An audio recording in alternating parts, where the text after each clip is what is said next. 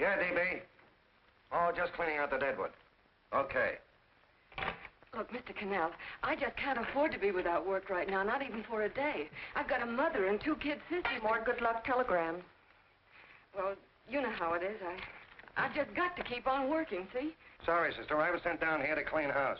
I told you I can't use your column anymore. It's lavender and no lace. Send those other people in.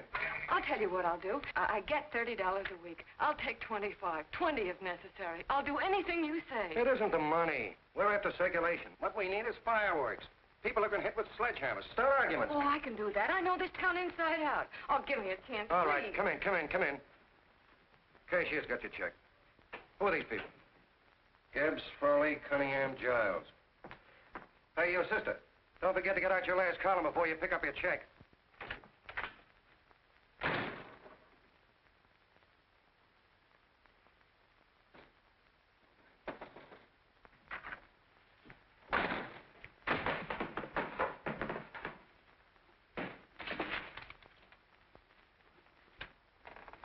You're a couple of sticks shy in your column, man. Big rich slob like D.B. Norton buys a paper and 40 heads are chopped off. Did you get it, too? Yeah. You too? Oh, Joe. Oh, I'm sorry, darling. Why don't we tear the building down? Before you do, Ann, perhaps you'd better finish this column. Yeah, lavender and old lace. Wait, Joe. Wait.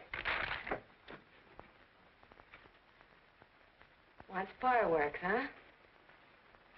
Okay.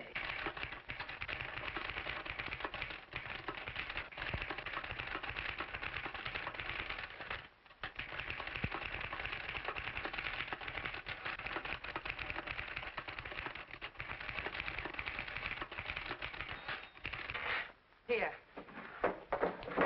Below is a letter which reached my desk this morning. It's a commentary on what we laughingly call a civilized world. Dear Miss Mitchell, 4 years ago, I was fired out of my job. Since then, I haven't been able to get another one.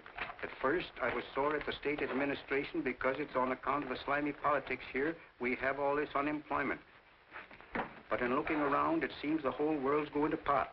So in protest, I'm going to commit suicide by jumping off the City Hall roof. Signed, a disgusted American citizen, John Doe. Editor's note, if you ask this column, the wrong people are jumping off the roofs. Hey, Ann, this is the old fakeroo, isn't it? Never mind that, Joe. Go ahead.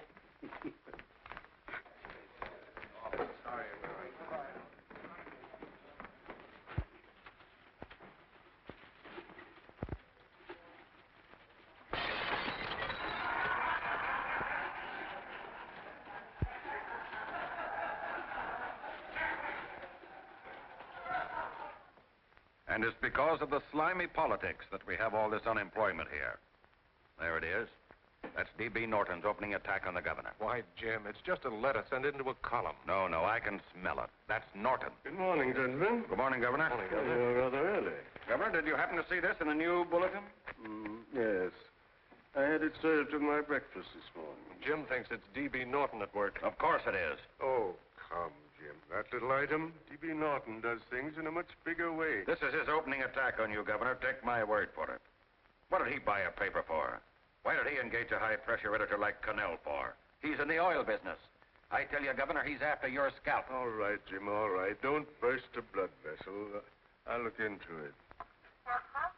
You get me Spencer of the Daily Chronicle, please? Yes, I saw it, Governor. If you ask me, that's a phony letter. Why, that gag has got whiskers on it. Okay, I'll get the mayor and maybe the Chamber of Commerce to go after them. Get Mayor Lovett on the phone. Sorry, the mayor's busy on the other phone. Yes, I know, Mrs. Brewster. It's a terrible reflection on our city. I've had a dozen calls already. Spencer of the Chronicle. Hold him. Just a minute. Yes, Mrs. Brewster. I'm listening. I insist that this John Doe man be found and given a job at once. Now, if something isn't done about it, I'll call out the whole auxiliary. Yes, and the junior auxiliary, too. We'll hold a meeting and see that it... Yes, Spencer? Oh, the governor? Well, what about me? It's my building he's jumping off of, and I'm up for re-election, too. What are you doing? Get Cannell at the bulletin. Why, he's liable to go right past my window. Get me Cannell. What was that? What? Out the window. Something just flew by. I didn't see anything. Well, don't stand there, you idiot. Go and look. Open the window. Oh, why did he have to pick on my building? Is there a crowd in the street? No, sir. Then maybe he's caught on a ledge. Look again. I think it must have been a seagull. A seagull? What's a seagull doing around the city hall? That's a bad omen, isn't it? Oh, no, sir. The seagull is a lovely bird. It's all right, Mrs. Brewster. It was just a seagull. Can I help? Nothing's happened yet. No, I'm watching. Don't worry, Mrs. Brewster. Just leave it all to me. Spencer, I'll call you back. Hello, Canell? What are you doing? This is the mayor. Yes, Mayor Lovett. How many times are you going to call me? I've got everybody and his brother and sister out looking for him. Did you see the box I'm running? An appeal to John Doe. Think it over, John. Life can be beautiful, says Mayor. If you need a job, apply to the editor of this paper, and so forth and so forth. Okay, Mayor, I'll let you know as soon as I have something. What? Well, pull down the blinds. Run up to Miss Mitchell's house, boss. Boy, she's in a bad way. Where is she? Hey, do you know something? She supports a mother and 2 kids. What do you know about that? Did you find her? No. Her mother's awful worried about her. When she left the house, she said she was going on a roaring drunk. Of the girl, I mean. Go out and find her. Sure. Hey, but the biggest thing I didn't tell you, her old man's Doc Mitchell. You know the doctor saved my mother's life and wouldn't take any money for it? You remember that. Okay, boss, I'll go and look for her. Holy smokes, Commissioner, you've had 24 hours. Okay, Hawkshaw, grab a pencil. Here it is again. About 5'5", brown eyes, light chestnut hair, and as fine a pair of legs as ever walked into this office. Did you want to see me? No. I've had the whole Army and Navy out searching for you because that's a game we play here every day. I remember distinctly being fired. That's right. But you have a piece of property that still belongs to this newspaper, and I'd like to have it. What's that? The letter. What letter? The letter from John Doe. Oh, The whole town's in an uproar. We've got to find him, and the letter's the only clue. there is no letter. We'll get a handwriting expert to... What? There is no letter. Say that again. There's no letter. I made it up. You made it up. Mm-hmm. You said you wanted fireworks. Don't you know there are 9 jobs waiting for this guy? 22 families want to board him free. 5 women want to marry him, and the mayor's practically ready to adopt him, and you... Just call the morgue, boss. They said there's a girl there. Shut up. Ann! Say, why didn't you... Hey. Only one thing to do, Hank. Drop the whole business quickly. How? Run its story. Say John Doe was in here and is sorry he wrote the letter and... That's right. They've got it, sure. He came in here, and I made him change his mind. Bulletin editor saves John Doe's life. Well, it's perfect. I'll have Ned write it up. Oh, Ned, I got a story I want you to... Wait a minute. Listen, you great, big, wonderful genius of a newspaper man. You came down here to shoot some life into this dying paper, didn't you?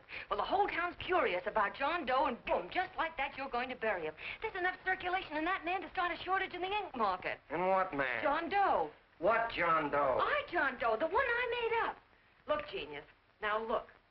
Suppose there was a John Doe and he walked into this office. What would you do? Find him a job and forget about the whole business, I suppose, huh? Not me. I'd make a deal with him. A deal? Sure, when you get hold of a stunt that sells papers, you don't drop it like a hot potato. Well, this is good for at least a couple of months. You know what I'd do? Between now and, let's say, Christmas when he's going to jump, I'd run a daily on. Starting with his boyhood, his schooling, his first job. A wide-eyed youngster facing a chaotic world. The problem of the average man, of all the John Does in the world. Now, then comes the drama. He meets discouragement. He finds the world his feet of clay. His ideals crumble. So what does he do? He decides to commit suicide and protest against the state of civilization. He thinks of the river, but no. No, he has a better idea. The city hall. Why? Because he wants to attract attention. He wants to get a few things off his chest, and that's the only way he can get himself heard. So? So he writes me a letter, and I dig him up. He pours out his soul to me.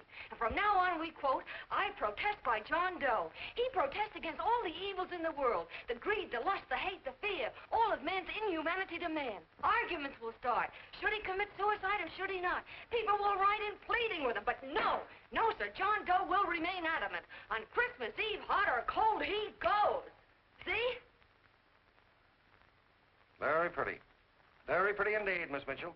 But would you mind telling me who goes on Christmas Eve? John Doe. What John Doe? The one we hire for the job, you lunkhead. Wait a minute. Let me get this through this lame brain of mine. Are you suggesting we go out and hire someone to say he's going to commit suicide on Christmas Eve? Is that it? Well, you're catching on. Who, for instance? Anybody. Beanie'll do. Why, sure. Who, me? Jump off a... Oh, no, any time at Christmas. I'm superstitious.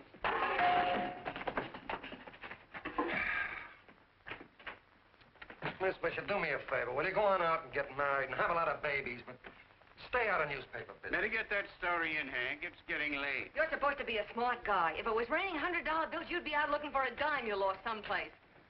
Holy smokes, wasting my time listening to this mad woman. Look, Chief, look at the Chronicle. It's running on John Doe. They say it's a fake. Why, the no good that... John Doe story amateur journalism.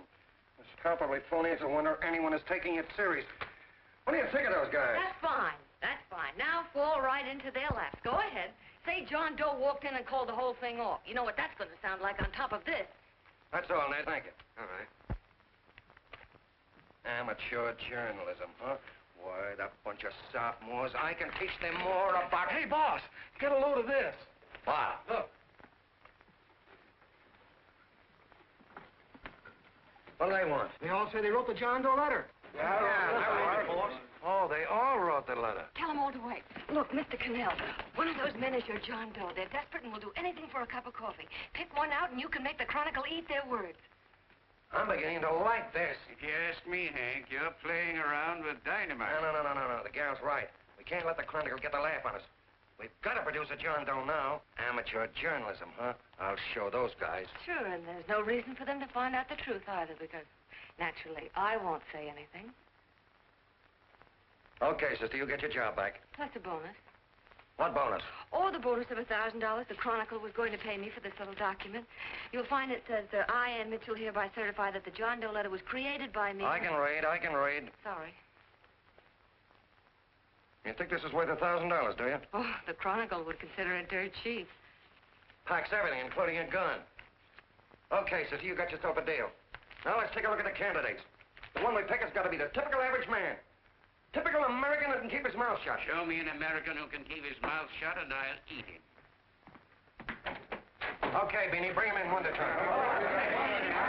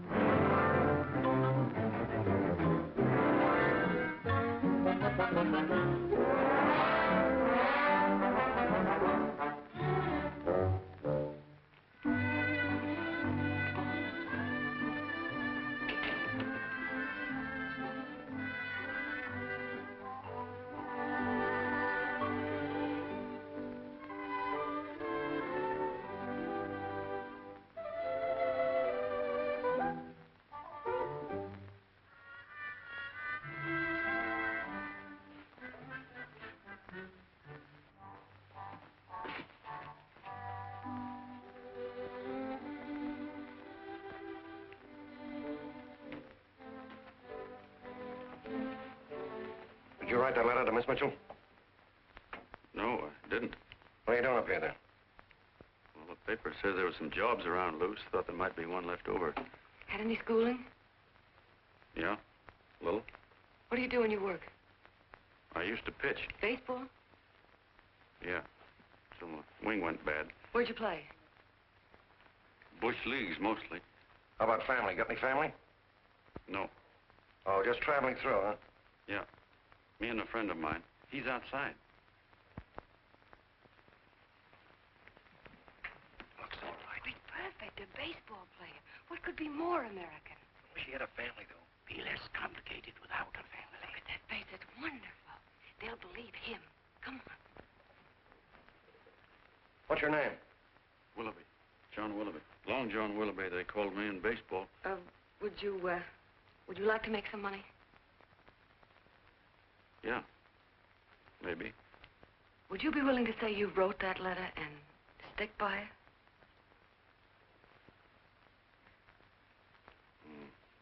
I get the idea. Yeah. Maybe. That's our man. He's made to order. No. He don't seem like the kind of a guy that'd fall in line. When you're desperate for money, you do a lot of things, Mr. Cannell. He's our man, I tell you. He's fainted. Come on, Get some water, quickly. Hurry up, Pop. Oh, Right here, sit down. Huh? you all right? Yeah, I'm all right. How many is that, 6?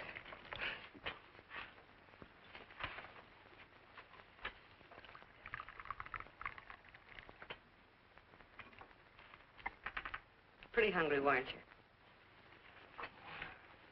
this John Doe business is batty, if you ask me. Well, nobody asked you. Trying to improve the world by jumping off buildings. You couldn't improve the world if the buildings jumped on you. Don't mind the colonel. He hates people. He liked you well enough to stick around. Well, that's because we both play doohickeys. I met him in a boxcar a couple of years ago. I was fooling around with my harmonica, and he comes over and joins in. I haven't been able to shake him since.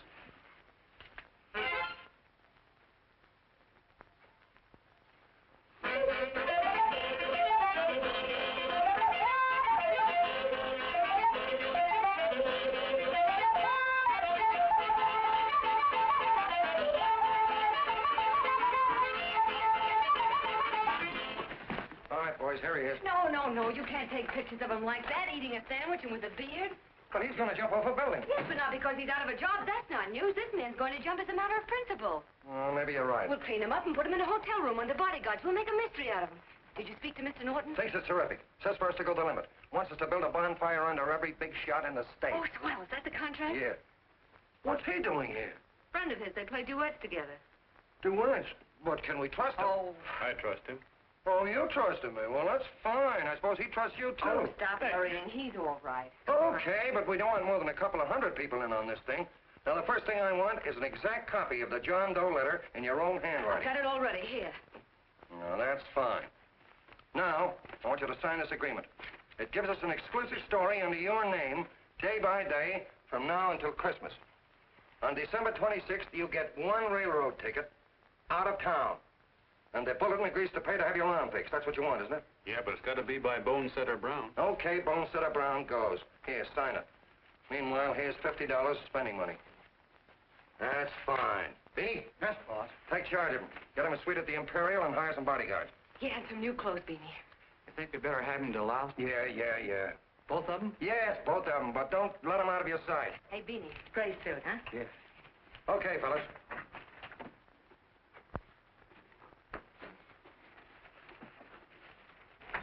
Take it easy, John Doe.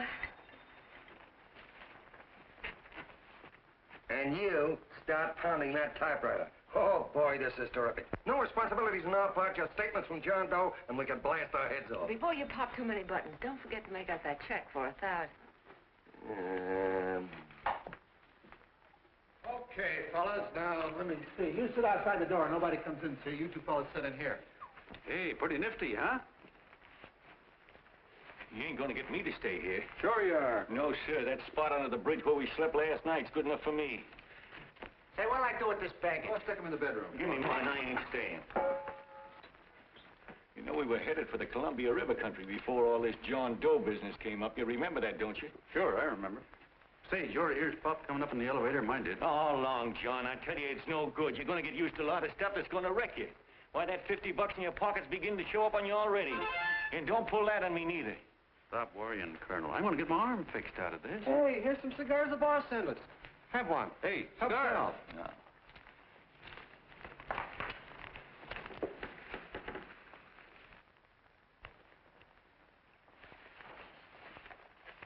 Say, I'll bet you even the major leaguers don't rate an outfit like this. Here, make yourself comfortable. Paper? I don't read no papers, and I don't listen to radios either. I know the world's been shaped by a drunken barber, and I don't have to read it. I've seen guys like you go under before. Guys that never had a worry. Then they got a hold of some dough and went goofy. The first thing that happens to a guy... Get a load of the bedroom. No. The first thing that happens to a guy like that, he starts wanting to go into restaurants and sit down at a table and eat salads and cupcakes and tea. Boy, what that kind of food does to your system.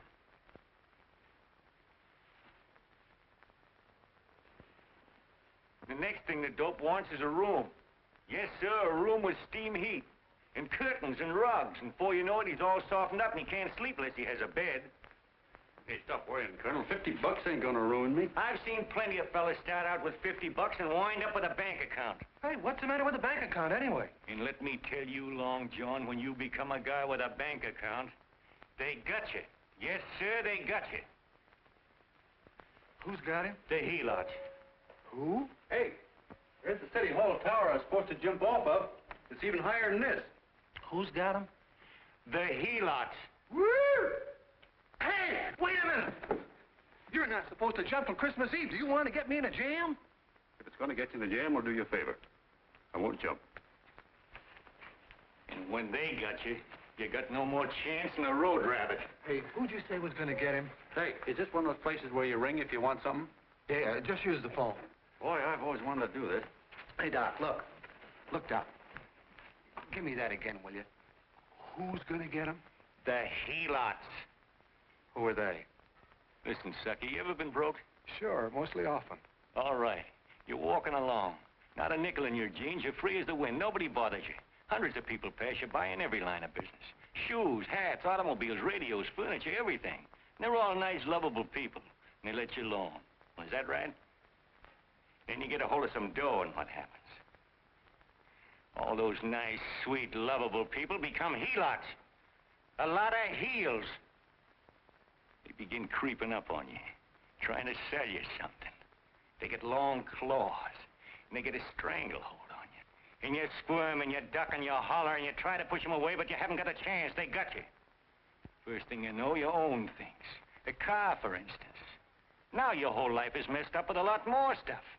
You get license fees, and number plates, and gas, and oil, and taxes, and insurance, and identification cards, and letters, and bills, and flat tires, and dents, and traffic tickets, and motorcycle cops, and courtrooms, and lawyers, and fines, and a million and one other things.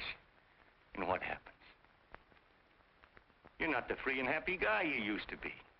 You gotta have money to pay for all those things. So you go after what the other fellas got. And there you are. You're a helot yourself.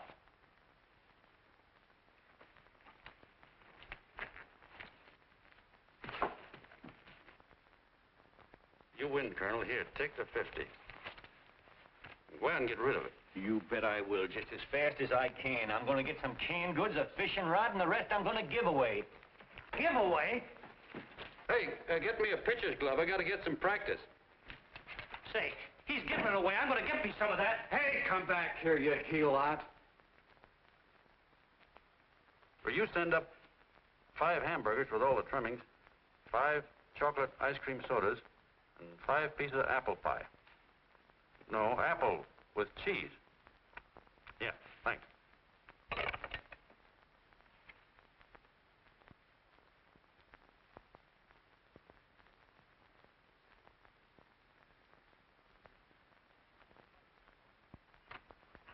Hello there. Well, well.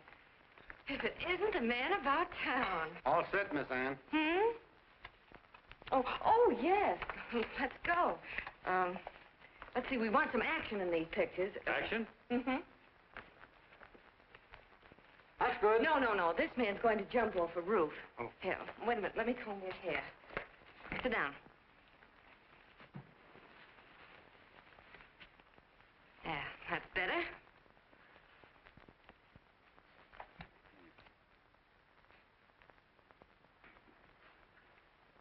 You know, he's got a nice face, hasn't he? Yeah, he's pretty. Yeah, sit down, quiet egghead. All right, now a serious expression. Can't. I'm feeling too good. Oh, come on now, this is serious. You're a man disgusted with all of civilization. With all of it? Yes, you're sore at the world. Come on now. Oh, crabby guy, huh? Yeah. No.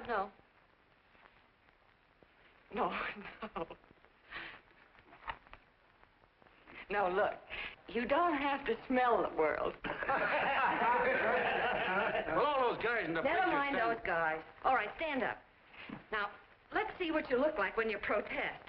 Against what? Against anything, just protest. You got me. Oh, look, I'm the umpire, and you just cut the heart of the plate with your fast one, and I called it a ball. What would you do? Oh, you did, huh? Yeah.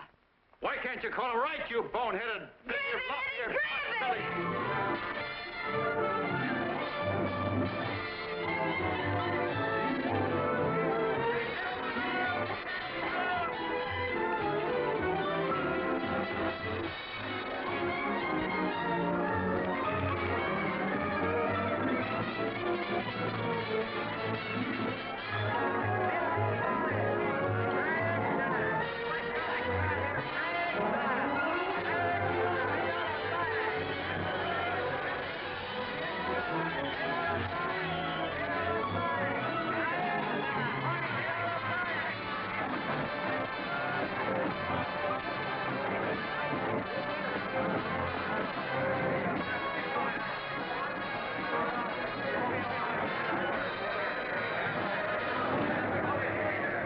I don't care whose picture they're publishing. I still say that this John Doe person is a myth, and you can quote me on that. And I'm going to insist on his being produced for questioning.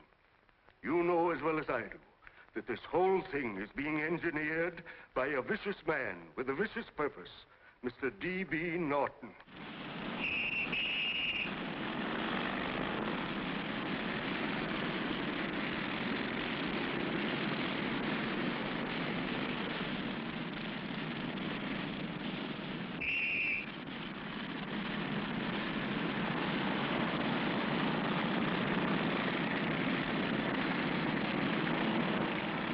And Miss Mitchell are at the house, sir. Oh, they are? All right. Come on.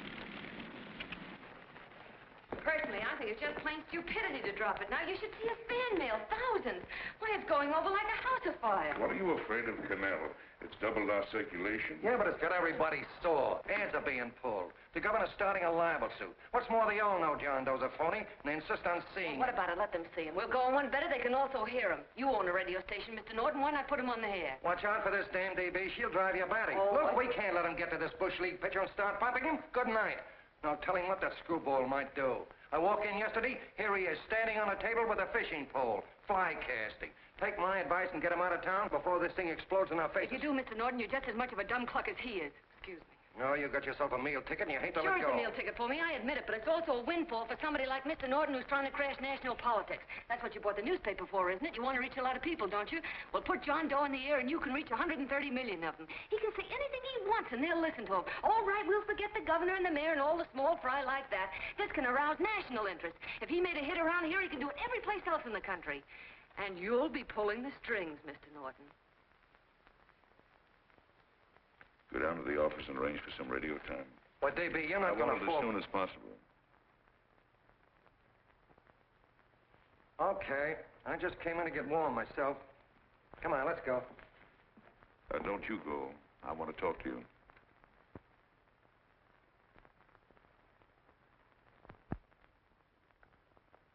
Sit down.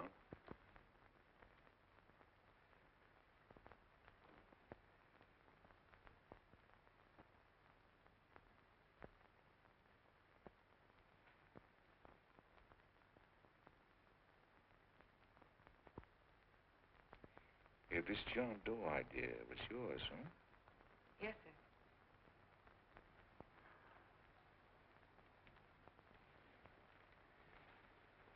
How much money do you get? $30. $30. Well, what are you after? I mean, what do you want? A journalistic career? Money. Money? Well, I'm glad to hear somebody admit it. Do you suppose you could write a radio speech that would put that fellow over?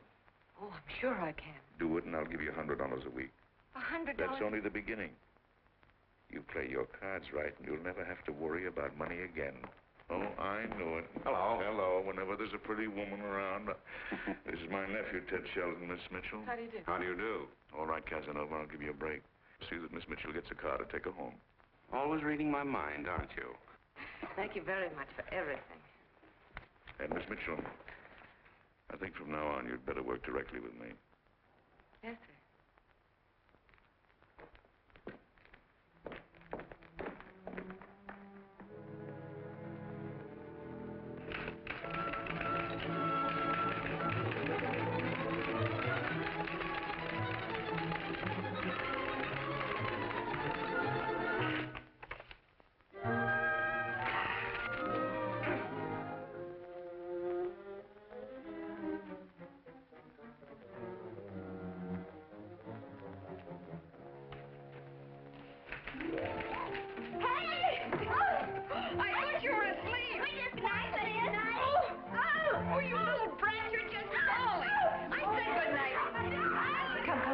Children, it's past your bedtime.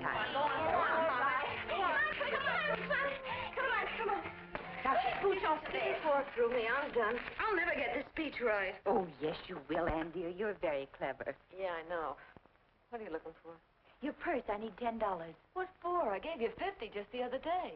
Yes, I know, dear, but Mrs. Burke had her baby yesterday. 9 pounds. And there wasn't a thing in the house. And then the community chest lady came. And the 50's all gone, huh? Who's the 10 for? The Websters. The Websters. You remember those lovely people your father used to take care of. I thought I'd buy them some groceries. Oh, Anne, dear, it's a shame those... You're marvelous, Ma. You're just like Father used to be. Do you realize a couple of weeks ago we didn't have enough to eat ourselves?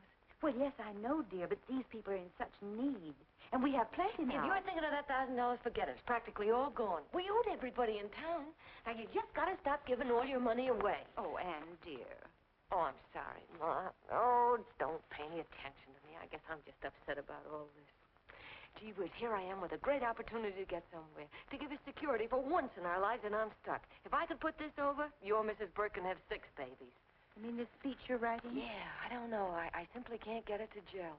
I created somebody who's going to give up his life for a principle. Hundreds of thousands of people are going to listen to him over the radio. And unless he says something that's, well, that's sensational, it's just no good. Well, honey, of course, I don't know what kind of a speech you're trying to write, but judging from the samples I've read, I don't think anybody will listen. What? Darling, there's so many complaining political speeches. People are tired of hearing nothing but doom and despair on the radio. If you're going to have him say anything, why don't you let him say something simple and real, something with hope in it? If your father were alive, he'd know what to say. Yeah. Father certainly would. Wait a minute.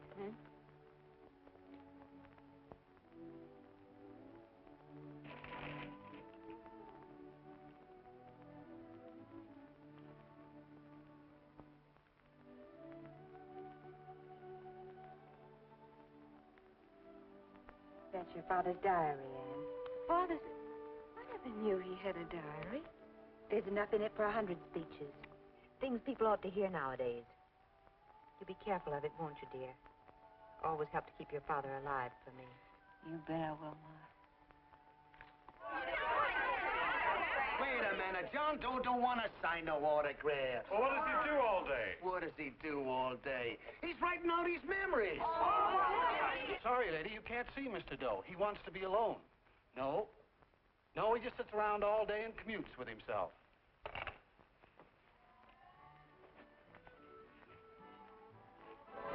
Oh!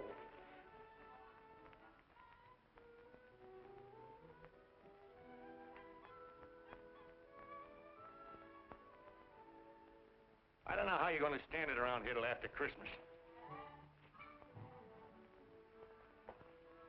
I'll bet you ain't heard a train whistle in 2 weeks.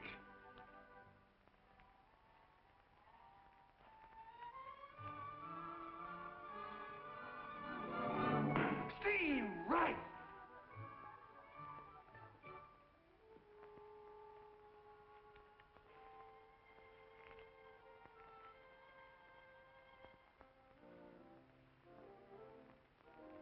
I know why you're hanging around.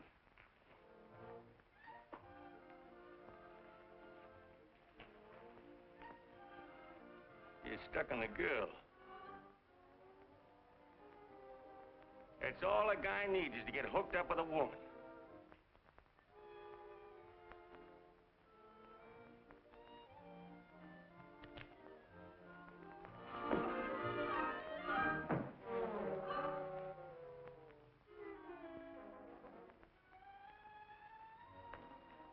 What was that, a single? First baseman dropped the ball. Butterfingers. Tough luck, pal.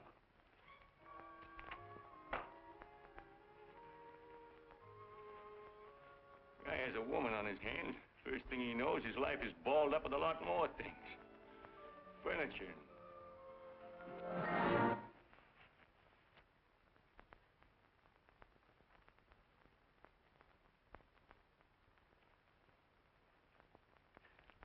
Did you get him? You're out. Swell. What's this, the end of the 8th? 9.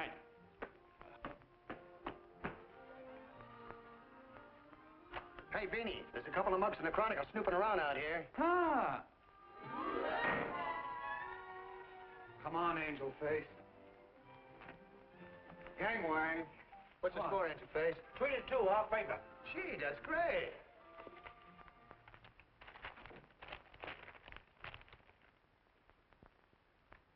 Hey, you got swell form there. Must have been a pretty good pitcher. Pretty good. Say, I was just about ready for the major leagues when I chipped a bone in my elbow. I got it pitching a 19-inning game. 19? Yeah. There was a major league scout there watching me, too. And he came down after a game of the contract. You know what? I couldn't lift my arm to sign it. I'll be okay, though, as soon as I get it fixed up. It's too bad. What do you mean, too bad? Huh? Oh, that you'll never be able to play again. What are you talking about? I just told you I was going to get... Well, you know how they are in baseball if a guy's mixed up in a racket. Racket? What do you mean? Well, I was just thinking about this John Doe business. Why, as soon as it comes out it's all a fake, you'll be washed up in baseball, won't you? Yeah. Doggone, I never thought about that.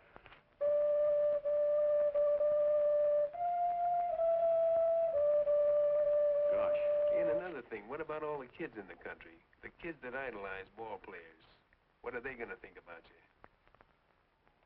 Yeah. Hey, Colonel. Did you hear that? I gotta figure some way out of this thing. Elevators are still running. I know one way you can do it. How?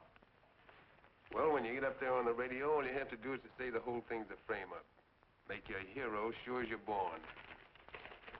Yeah, but how am I going to get my arm fixed? Well, that's a cinch. I know somebody that'll give you $5,000 just to get up on the radio and tell the truth. $5,000? Yeah, $5,000, and he gets it right away. You don't have to wait till Christmas. Look out, Long John. They're closing in on you. Say, who's putting up this dough? Fellow runs the Chronicle. Here's the speech you make, and it's all written out for you. $5,000. Holy mackerel, I can see the helots coming, the whole army of them. It's on the level.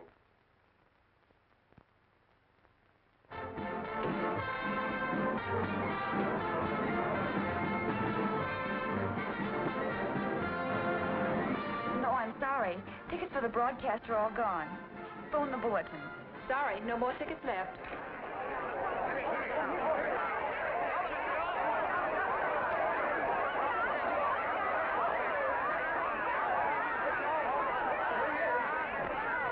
Oh, John, all set for the big night? Well. Turn around. One moment. Now stand still, Mr. Doe. A big smile, Mr. Doe. Okay, Jeannie, that's all. Take him out. Now, look, John, here's the speech. It's in caps and double space. You won't have any trouble reading it. Not nervous, are you? No. Of course not. He wouldn't be. Who? John Doe, the one in there. Hey, don't let your knees rattle. It picks up on the mic. Oh, Jeannie, you needn't be nervous, John. All you have to remember is to be sincere. Pick up that phone, Miss Mitchell. It's for you. Okay. Hello? Yes, Mother. Oh, thank you, darling. Oh, there he is, the poor dear man. Oh, good luck to you, Mr. Doe. We want you to know that we're all for you. The girls all decided that you're not to jump off any roof. Oh, we'll stop it. You got the speech I gave you? Yeah. Now, look. I'll give this money to the colonel just as soon as you get started. We'll have a car waiting at the side entrance for you. Okay. How'd you get in here? Huh? Oh, I just came in to wish him Come luck. on, out. Mother says good luck, too. John, when you read that speech, please believe every word of it. He turned out to be a wonderful person, John. Who? John Doe, the one in the speech. Oh. You know something? I've actually fallen in love with him. All right, there he is, sister. Now, come on, plenty of room. What's the idea? No, that's too much. Not so much. Come on. Oh, this is no time for cheap publicity, Mr. Cannell. Listen, if that guy lays an egg, I want to get something out of it. I'm getting a Jane Doe ready. Oh, come on. Here. Will you, fellas? Here, Give me a all right, chance. I have to ready. Just one more. Well, that's fine, honey. You go ahead. All right, I need one more. Go ahead. How you doing? Oh. All right, Benny, bring him in. Holy smoke, a happy helot. There you are, boss, just like you ordered. Symbols of little people. Okay, get him up. All right, young fella. This is ridiculous, Mr. Cannell. Come on, give me a chance. It is on the air. There you go. Oh, fellas. No, come on. Come on, that's right. Do what you can get all the pictures you want. Thank you very much. Come on. Well, yeah, that's right. Come on, Snooks, you better bail out. So goodbye, Mr. Doe. Beanie. All right. Better get ready. 1 minute to go. Wow, Hey, 1 minute to go. Our score is nothing to nothing. Now, please, John, You won't let me down, will you? Will you? Of course you won't. If you'll just think of yourself as the real John Doe. Listen, everything in that speech are things a certain man believed in. He was my father, John. When he talked, people listened. And they'll listen to you, too. Funny. You know what my mother said the other night? She said to look into your eyes, that I'd see Father there. Hey, what do you say? Okay, we're coming. Come on. Now, listen, John, you're a pitcher. Now get in there and pitch.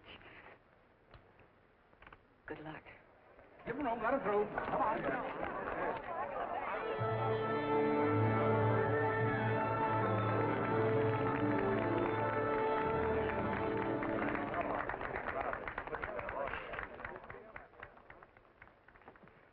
Hey, let's get out of here. There's the door right there. Hey, what are you doing here? That's what I'd like to know. Come on, out. Hey, he's a friend of mine. Never mind, let him alone. He's all right. I'll be right over there pulling for you. No, John, over here.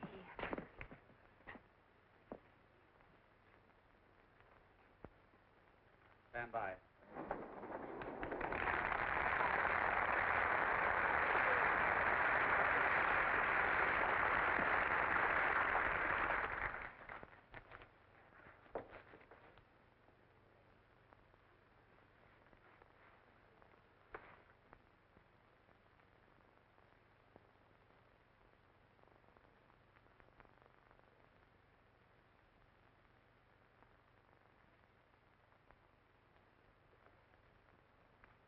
Phone the Chronicle. Tell them to start getting those extras out.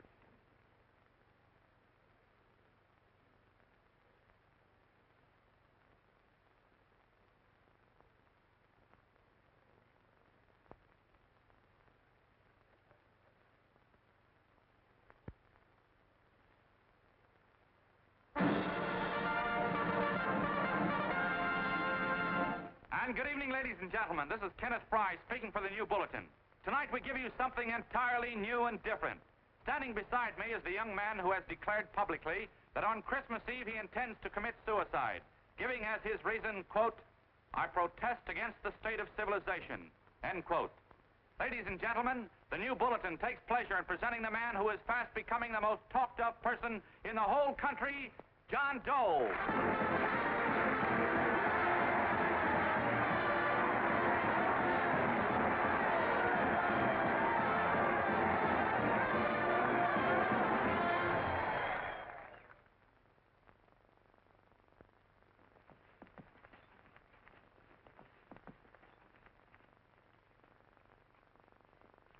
Ladies and gentlemen, I am the man you all know as John Doe. I took that name because it seems to describe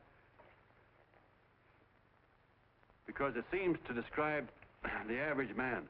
And that's me. And that's me. Well, it was me before I said I was going to jump off the city hall roof at midnight on Christmas Eve. Now I guess I'm not average anymore. Now I'm getting all sorts of attention.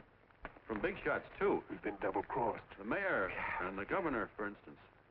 They don't like those articles I've been writing. You're an imposter, young fellow.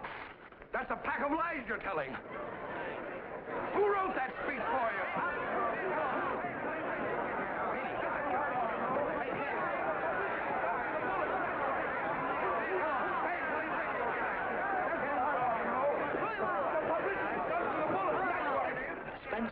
Ladies and gentlemen, the disturbance you just heard was caused by someone in the audience who tried to heckle Mr. Doe.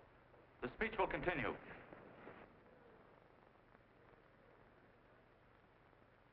Well, people like the governor and that fellow there can stop worrying. I'm not going to talk about them. I'm going to talk about us, the average guys, the John Does. If anybody should ask you what the average John Doe is like, you couldn't tell him because he's a million and one things. He's Mr. Big and Mr. Small. He's simple and he's wise. He's inherently honest, but he's got a streak of larceny in his heart. He seldom walks up to a public telephone without shoving his finger into the slot to see if somebody left a nickel there.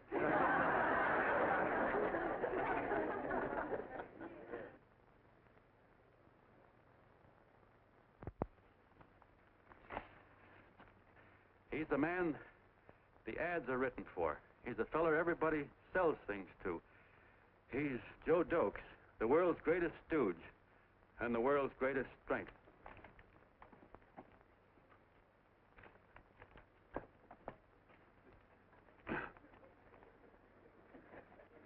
Yes, sir.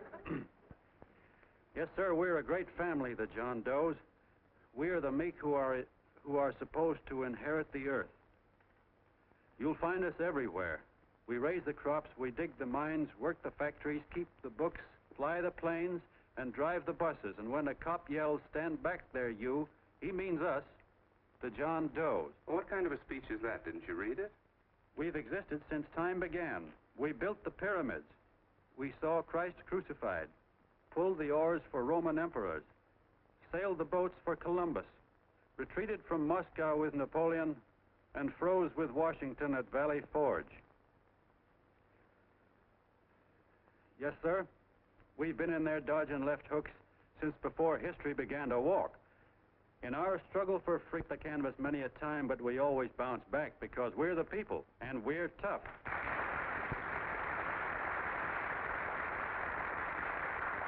They've started a lot of talk about free people going soft, that we can't take it. That's a lot of hooey. A free people can beat the world at anything, from war to tiddlywinks, if we all pull in the same direction.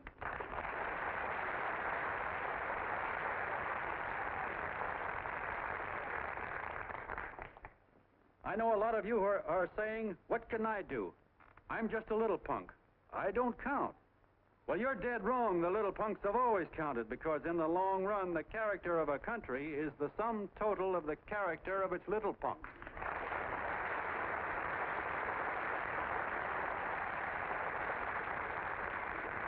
But we've all got to get in there and pitch. We can't win the old ball game unless we have teamwork. And that's where every John Doe comes in. It's up to him to get together with his teammate. And your teammate, my friends, is the guy next door to you. Your neighbor. He's a terribly important guy, that guy next door. You're going to need him, and he's going to need you, so look him up. If he's sick, call on him. If he's hungry, feed him. If he's out of a job, find him one. To most of you, your neighbor is a stranger, a guy with a barking dog and a high fence around him. Now, you can't be a stranger to any guy that's on your own team. So tear down the fence that separates you. Tear down the fence, and you'll tear down a lot of hates and prejudices. Tear down all the fences in the country, and you'll really have teamwork.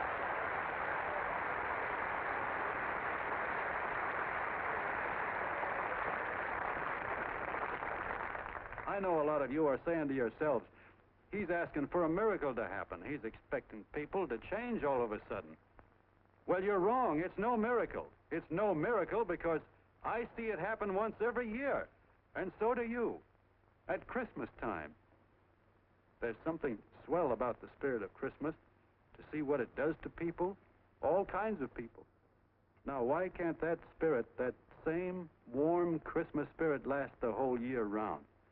Gosh, if it ever did, if each and every John Doe would make that spirit last 365 days out of the year, we'd develop such a strength, we'd create such a tidal wave of goodwill that no human force could stand against it. Yes, sir, my friends. The meek can only inherit the earth when the John Does start loving their neighbors. You better start right now. Don't wait till the game is called on account of darkness. Wake up, John Doe. You're the hope of the world.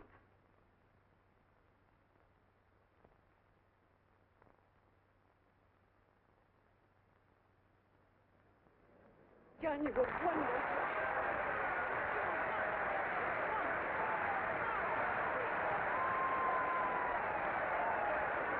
Let's get out of here. Now you're talking.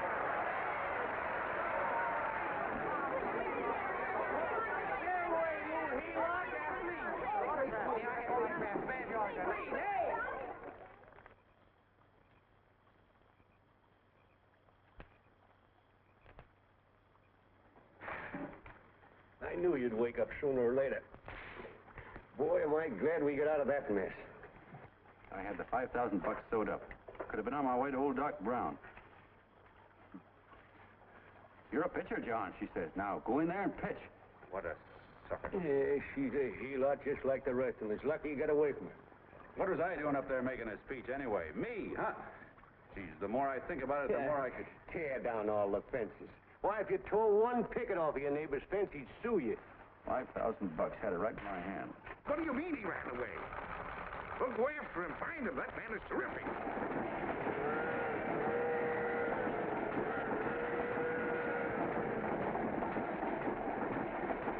Columbia River, here we come.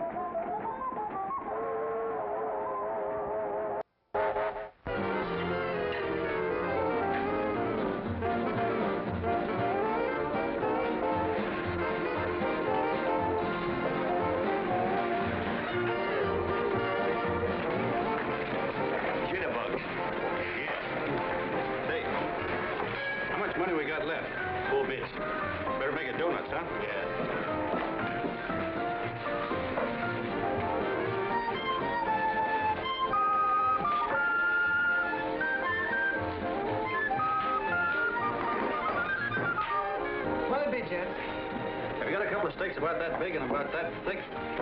Yeah, with hash brown potatoes and tomatoes and apple pie and ice cream and coffee. And donuts, I know. Hey, Ma, Seekers, a fair. Seekers, a fair, coming up. Glad he took the tea out of there.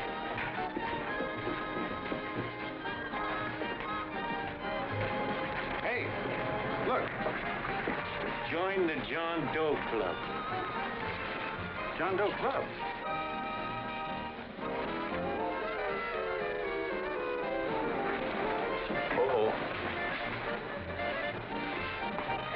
You John Doe? Who? John Doe. Ah, you need glasses, buddy. Oh, but it's a spitting image of John Doe. Yeah, but his name is Willoughby. Long John Willoughby. I'm a baseball player. Sure. Oh, no, I'd know that voice anyway. You can't kid me. You John Doe. Hey, Ma! Ma! That's John Doe. John Doe? Yeah, sitting right there, big as life. Who'd you say it was? John Doe, the big guy there. I know. Pictures in the paper. That's John Guy. John Doe. John Doe.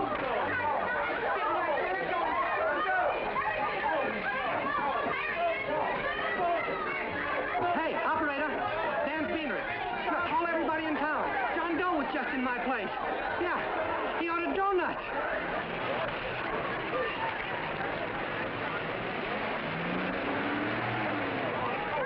John Doe. Hey, John Doe. Come on.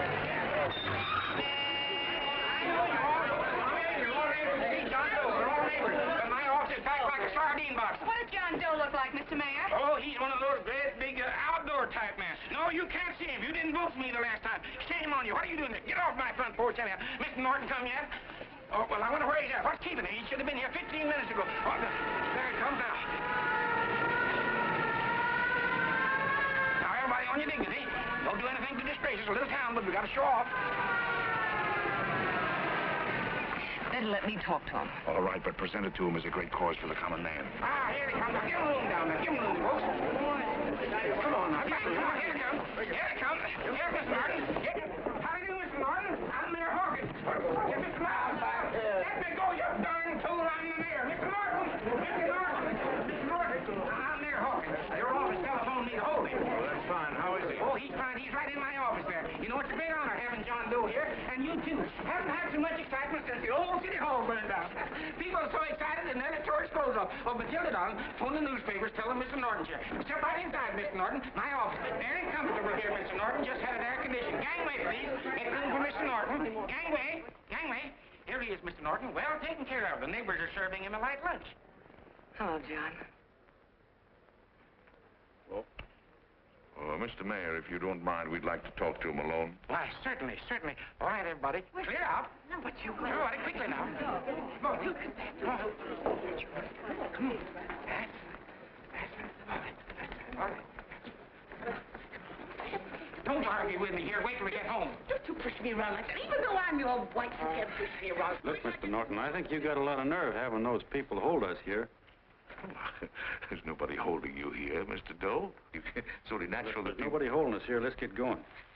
Incidentally, my name isn't Doe. It's Willoughby. Look, John, something terribly important's happened. They're forming John Doe clubs. We know of 8 already, and they say that there's John Doe clubs? What for? To carry out the principles you talked about in your radio speech.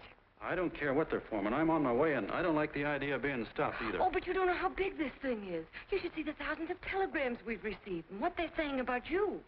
Look, it started as a circulation stunt, didn't it? Well, you got your circulation. Now, why don't you let me alone? Oh, it started as a circulation stunt, but it isn't anymore. Mr. Norton wants to get back of it and sponsor John Doe clubs all over the country. He wants to send you on a lecture tour.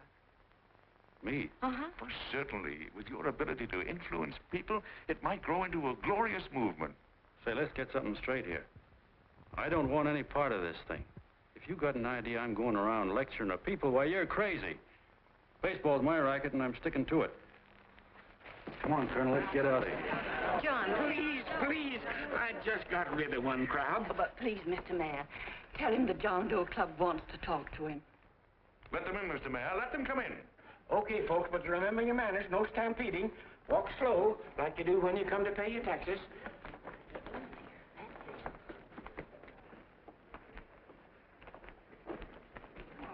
Okay. All right, give me a chance. come right in. My name's Bert Hanson, Mr. Doe. I'm the head soda jerker at Schwabacker's drugstore. Well, sir, you see, me and my wife, we heard your broadcast, and we got quite a bang out of it. Especially my wife.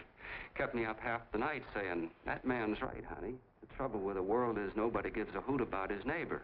That's why everybody in town's sore and cranky at each other. And I kept saying, well, that's fine, but how's a guy going to go around loving the kind of neighbors we got? Old Sourpuss, for instance. You see, Sourpuss Smithers is a guy who lives all alone next door to us. He's a cranky old man that runs a second-hand furniture store. We haven't spoken to him for years. I always figured he was an ornery old gent that hated the world because he was always slamming his garage door and playing the radio so loud he kept half the neighbors up. Well, anyway, the next morning I'm out watering the lawn and I look over and there's Sourpuss on the other side of the hedge straightening out a dent in his fender. And my wife yells to me out the window. She says, go on, speak to him, Bert. And I figured, well, heck, I can't lose anything, so I yelled over to him, good morning, Mr. Smithers. He went right on pounding his fender. Was I burned?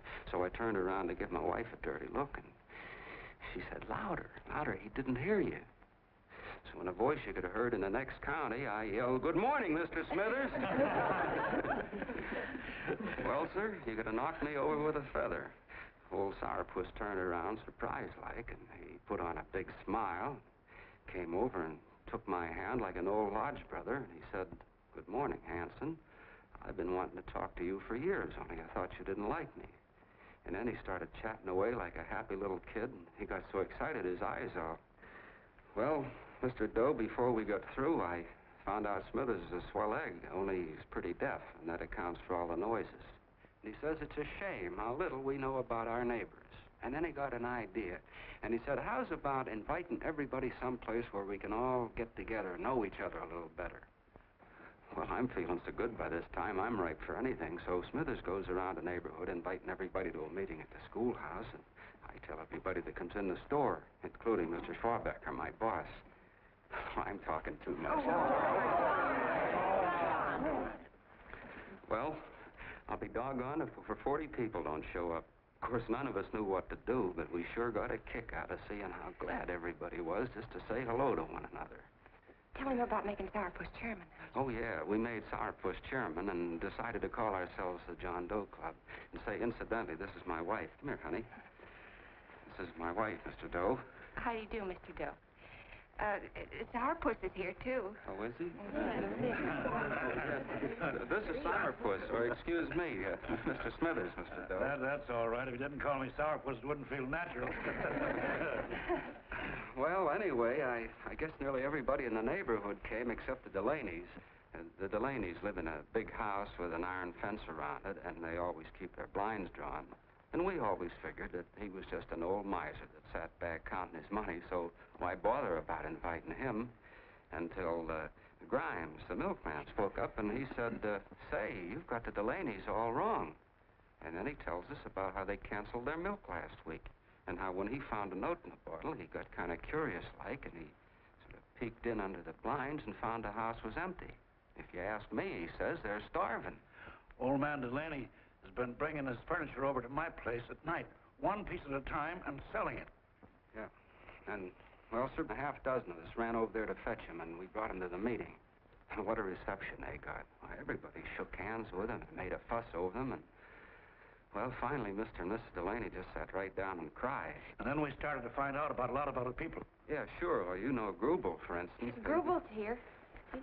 Yeah, that's a... You don't know Grubel, but he's the man that everybody figured was the worst no-account in the neighborhood because he was living like a hermit, and nobody would have anything to do with him. That isn't Little Murphy. The postman told us the truth.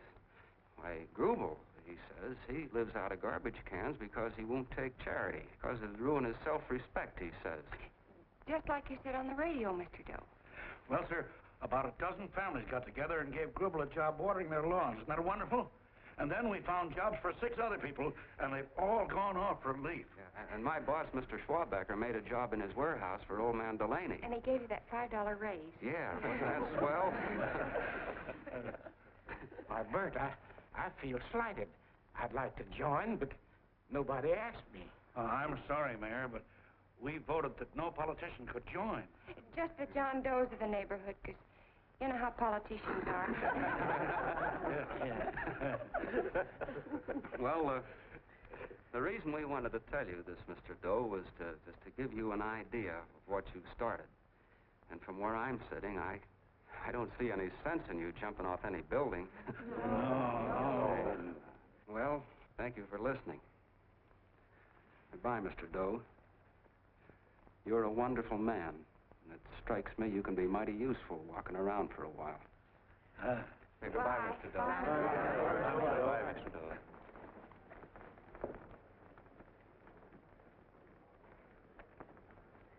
I'm Mrs. Delaney, Mr. Doe.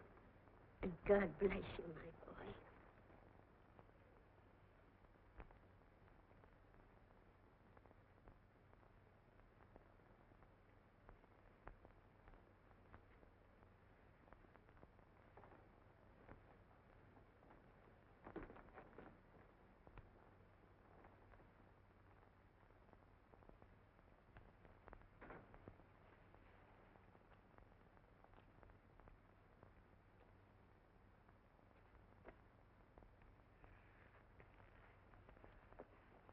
Gee whiz, I'm all mixed up. I don't get it. Look, all those swell people think I'm going to jump off a building or something. I never had any such idea. Gosh. The fellow'd have to be a mighty fine example himself to go around telling other people how to... Say, look, what happened the other night was on account of Miss Mitchell here. She wrote the stuff. Don't you see what a wonderful thing this can be? But we need you, John. You're hooked. I can see that right now. They got you. Well, I'm through. For 3 years, I've been trying to get you up to the Columbia River country. First it was your glass arm, then it was the radio, and now it's the John Doe clubs. Well, I ain't waiting another minute. Gangway, you helots! Hey, Colonel, wait a minute. Colonel! I want you personally to go along with John Doe and Miss Mitchell and handle the press and the radio. Me? Yes, I don't want to take any chances. And Johnson? Yes, Stevie? Your crew will do the mop-up job. They'll follow John Doe into every town, see that the clubs are properly organized and the charters issued. Right. There are only 8 flags up there now. I want to see that map covered before we get through.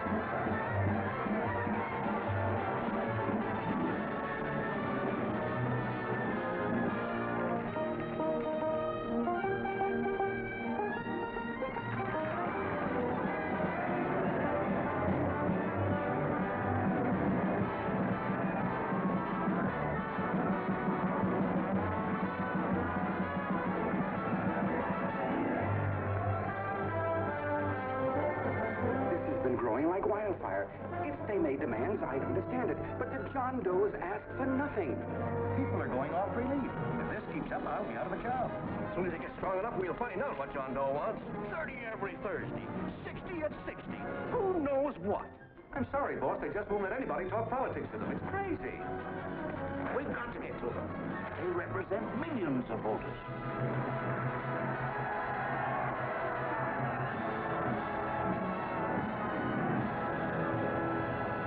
I tell you, ladies and gentlemen, this thing has been nothing short of a prairie fire. We've received so many applications for charters to the John Doe clubs, we haven't been able to take care of them. I'd hate to have that many pins stuck in me. This John Doe convention is a natural. It's going to put our city on the map. By over 2,400 John Doe clubs are sending delegates. Can you imagine that? You, Mr. Mayor, will be the official host. You will make the arrangements for decorating the city, parades, and a reception for John Doe when he gets home. And don't wear your high hat. No high hat? No high hat. And from you, Cannell, I want a special John Doe edition every day until the convention is over. And now, if you will, please step into the outer office and look your prettiest because there are photographers there to take pictures of this committee. Don't worry, D.B. Everything will be taken care of. Isn't it all too wonderful? Gather down here in a nice group now. Get a nice rug here. Oh, Mr. Mayor, would you step down in front row, please? You ladies get close to him. That's it. Well, I don't get it. Get what? Look, D.B., I'm supposed to know my way around. This John Doe movement has cost you a fortune. Now, this convention is going to cost plenty. Well? Well, I'm stuck with 2 and 2, and I'm a sucker if I can make 4 out of it. Where do you come in? I'll have the satisfaction of knowing that my money has been spent for a worthy cause. I see. I better stick to running the paper, huh? I think maybe you better have.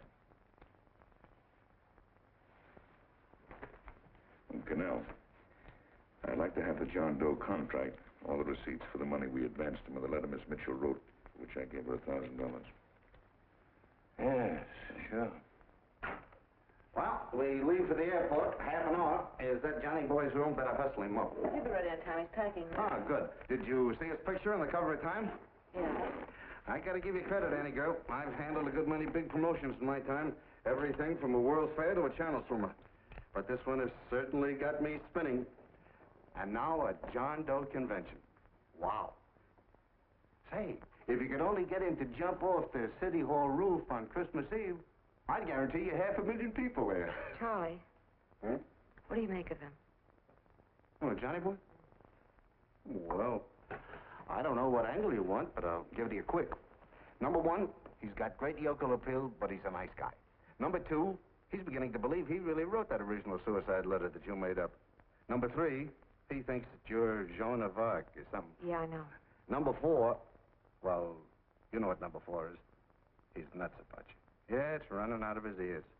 You left out number 5. We're all healed, me especially. Holy smoke. Come in.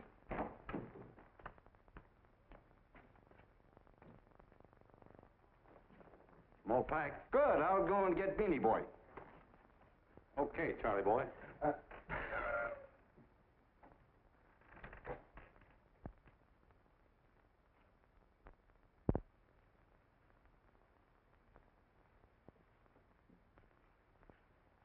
Can I help you pack?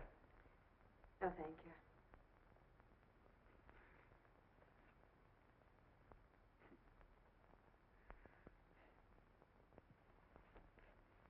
You care if I sit down out here? No.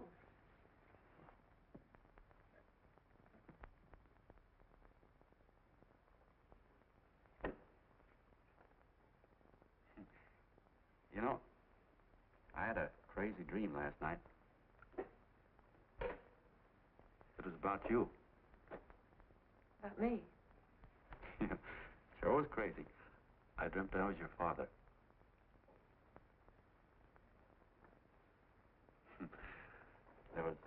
There was something I was trying to stop you from doing. So I got up out of bed, and I walked right through the wall here, right straight into your room. You know how dreams are. And there you were in bed. But you're a little girl, you know, about 10. And very pretty, too. So I shook you, and the moment you opened your eyes, you hopped out of bed and started running like the devil in your nightgown. You ran right out the window there, and you ran out over the tops of buildings and roofs and everything for miles. And I was chasing you.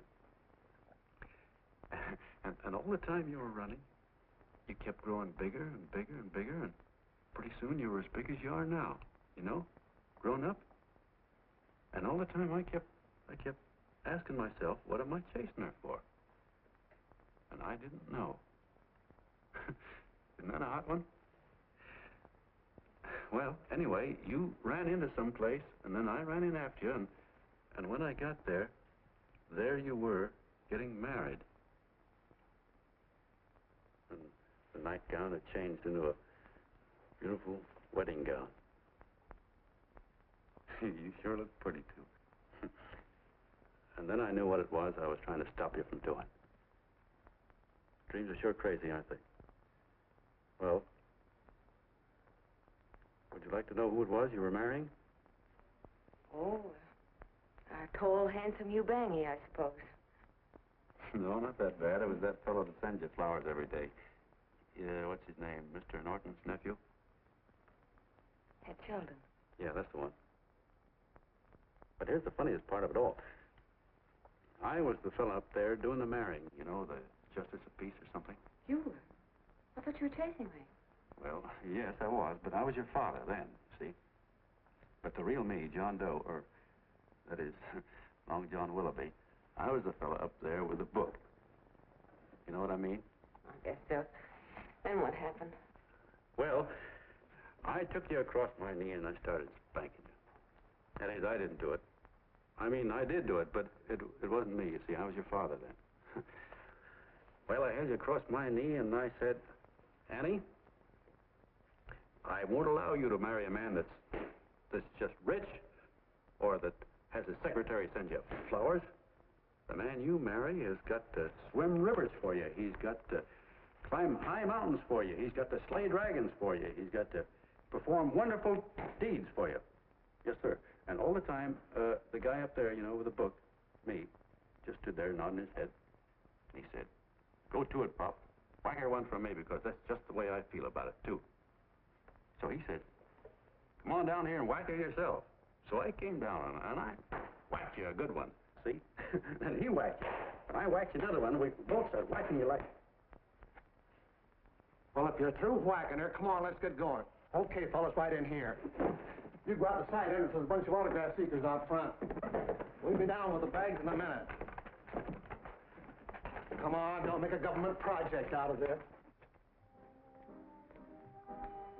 Hi, Benny. When's our plane take off again?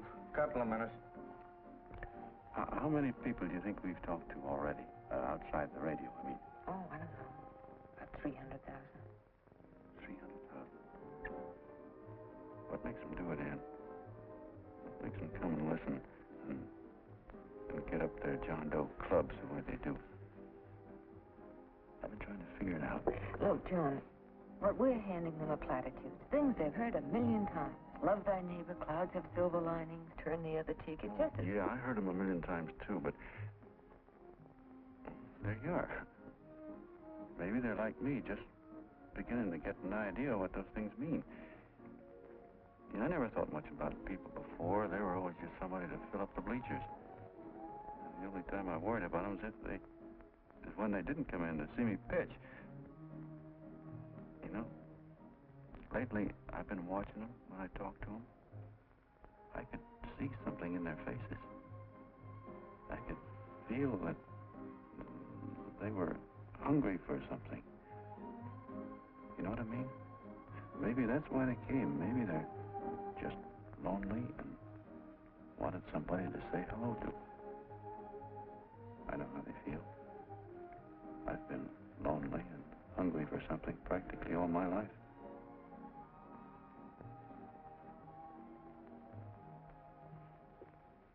All aboard, folks. Yeah, that's true. Oh, somebody else sitting here? No, that's your seat. And this is your coat. Mine? A little token of appreciation. Oh, it's beautiful, D.B. Well, I don't quite know what to say. Well, don't say anything at all. Just sit down. Oh. Go ahead, open it. Oh.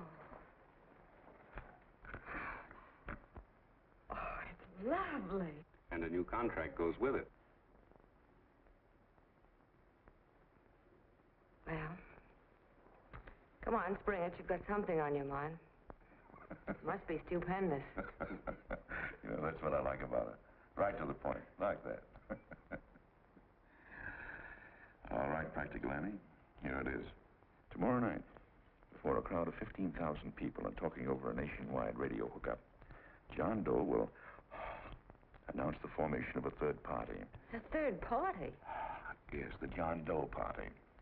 Devoted entirely to the interests of all the John Does all over the country, which practically means 90% of the voters. He will also announce the third party's candidate for the presidency. A man whom he personally recommends, a great humanitarian, the best friend the John Does have. Mr. D.B. Norton. Yes.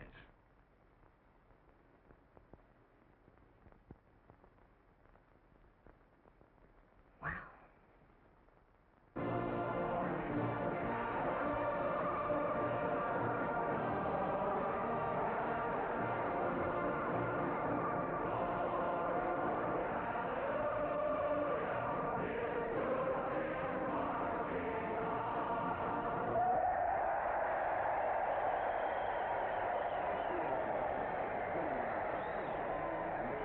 And although the opening of the convention is hours off, the delegates are already pouring into the ballpark by the droves, with lunch baskets, banners, and petitions asking John Doe not to jump off any roof. But no matter how you look at it, it's still a phenomenal movement.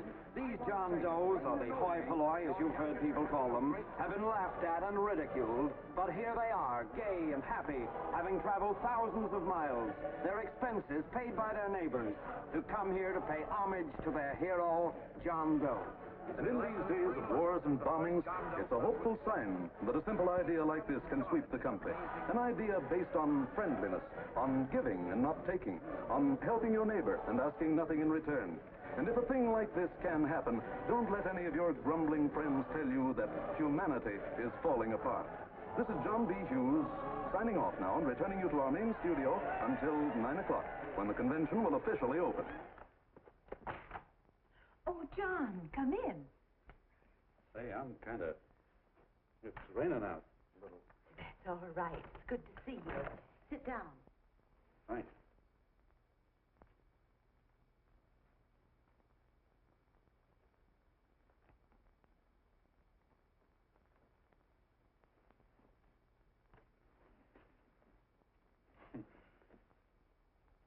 It's for Anne.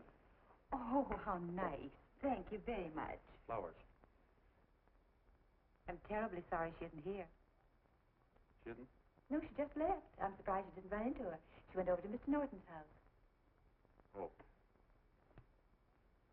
Did you want to see her about something important? Yeah. Well, no, it'll wait. Say, he's a nice man, isn't he? Mr. Norton, I mean. He's done an awful lot for the...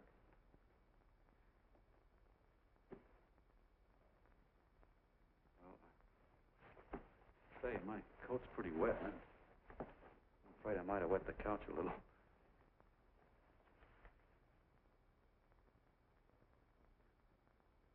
Well, I guess I'll see her at the convention later. Yes, of course. I'll see that she gets the flowers. Thanks. Good night, Mrs. Mitchell. Good night, John.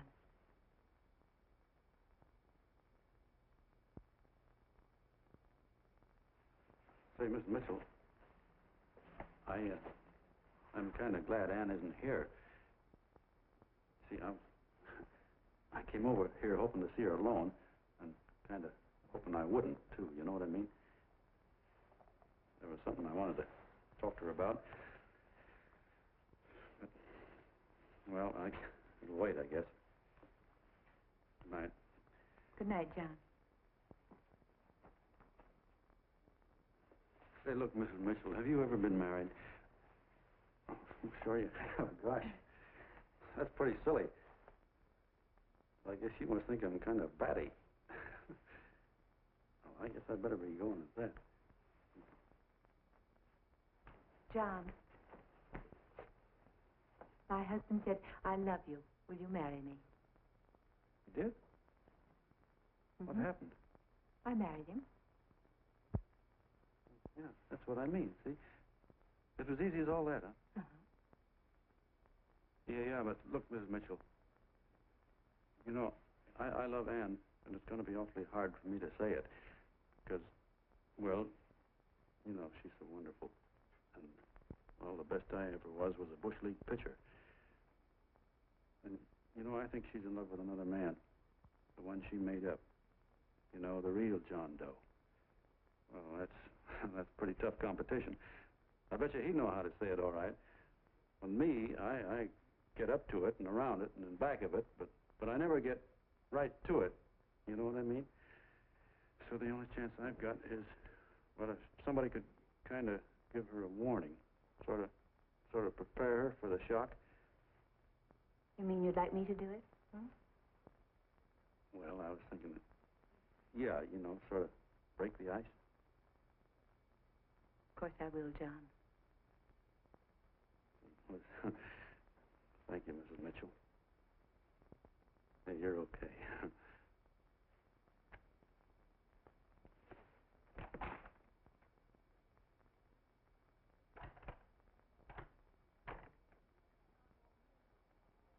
This John Doe meeting is going to be one of the biggest things that ever happened. Why, they're coming from all over. Trains, boxcars, wagons. Look out! Hello, bodyguard. Hey, had your dinner yet? Not yet. Oh, that's all right. Look, no, go ahead and have your dinner. Wait a minute, John.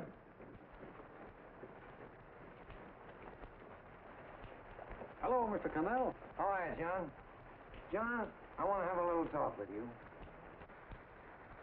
What's the matter? Are you falling? Come here. Hey, boss. Oh, quiet. Say, tell me something. Did you read the speech you're going to make tonight? No, I never read the speeches before I make them. I get more of a kick out of it that way. That's just exactly what I thought. Beanie, go on down to the office, tell Papa to give you the speech. There's a copy on my desk. Gee whiz, boss, you know Mr. Norton told me not to leave him, not even for a minute. Go on. We'll be at Jim's bar up the street. You're a nice guy, John. I like you. You're gentle. I always like gentle people. Me, I'm hard. Hard and tough. I got a use for hard people. Gotta be gentle to suit me. Like you, for instance.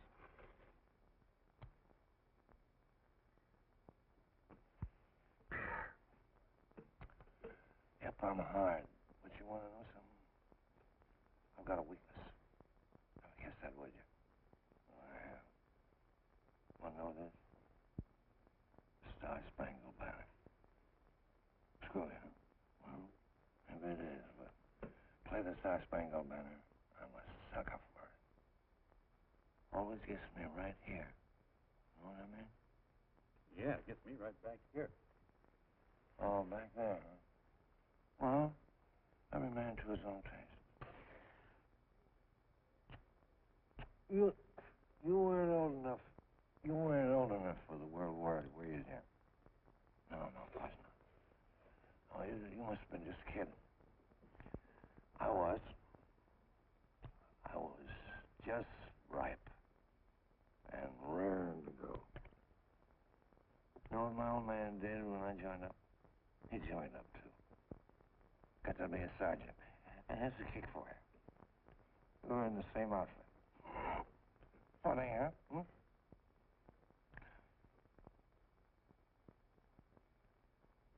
He was killed, John. I saw him get it.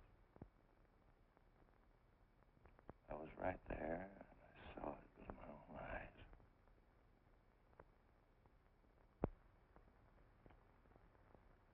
Me, I came out without a scratch. That is, excepting my ulcers.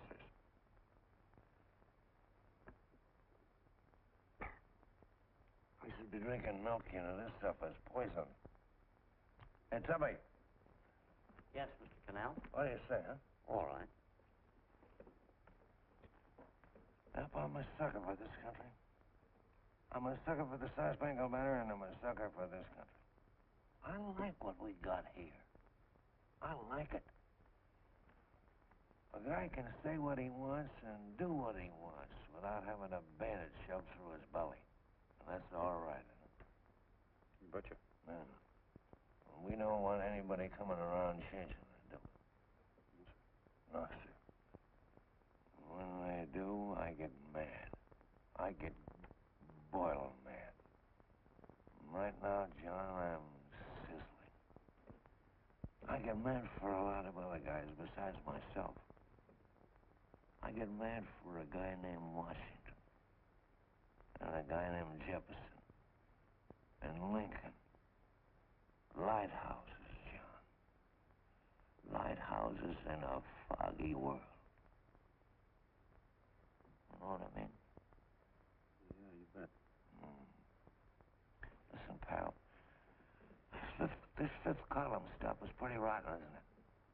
Yeah, it certainly is. And you'd feel like an awful sucker if you found yourself marching right in the middle of it, wouldn't you? You. Of course, you would have known it because you're gentle. But that's what you're doing. You're mixed up with a skunk, my boy. A no-good, dangerous skunk. So you're not talking about Mr. Norton, are you? I'm not talking about his grandfather's pet poodle. You must be wrong, Mr. Cannell. He's been marvelous about the John Doe clubs. Yeah? Say, you're as sold on this John Doe idea, aren't you? Sure. Sure. I don't blame you. So am I. It's a beautiful miracle. A miracle that can only happen right here in the good old USA. And I think it's terrific. What do you think of that? Me, hard-boiled Cannell, and I think it's plenty terrific. All right. Now, supposing a certain unmentionable worm whose initials are DB was trying to use that to shove his way into the White House so he could put the screws on, so he could turn out the lights in those lighthouses. What would you say about that, huh? Nobody's going to do that, Mr. Cannell. They can't use the John Doe clubs for politics. That's the main idea. Is that so? Then what's a big political boss like Hammer doing in town?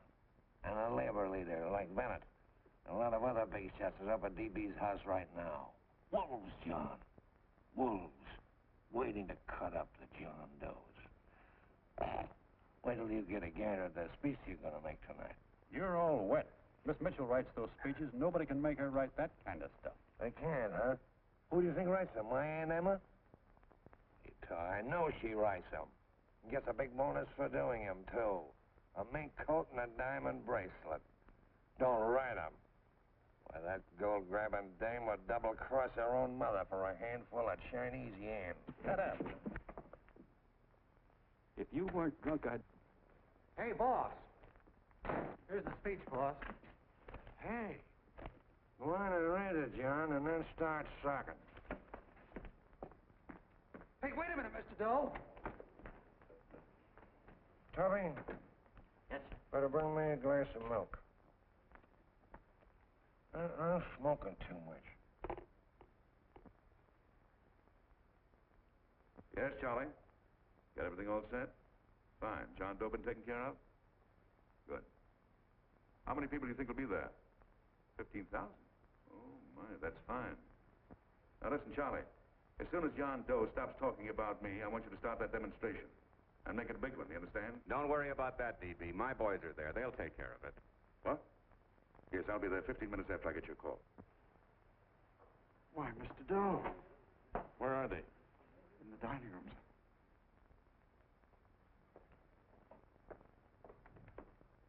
Now, gentlemen, I think we're about ready to throw that great big bombshell. Yeah, well, it's about time. Even a conservative estimate shows that we can count on anywhere between 10 and 20 million John Doe votes. Now, add to that the labor vote that Mr. Bennett will throw in, and the votes controlled by Mr. Hammett and the rest of you gentlemen in your own territories, and nothing can stop us. As I said before, I'm with you, providing you can guarantee the John Doe vote. Don't worry about that. You can count on me on one condition.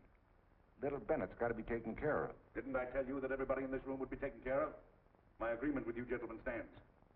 I'm with you, DB, but I still think it's a very daring thing we're attempting. These are daring times, Mr. Barrington. We're coming to a new order of things. There's too much talk been going on in this country. Too many concessions have been made. What the American people need is an iron hand. You're right. That's true. You're quite right, A.B. Discipline. And now, may I offer a little toast to Miss Ann Mitchell, the brilliant and beautiful lady who is responsible for all this. Mr. Norton, I'd like to talk to you alone for a minute. Oh, Miss Mitchell has something to say to us. That's fine.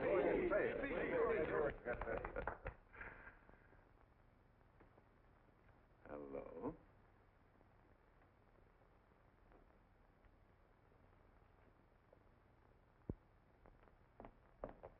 John, I'm so glad to see you. I was terribly worried. Did you write this? Yes, I did, John, but I had no idea what was going on. You didn't? No.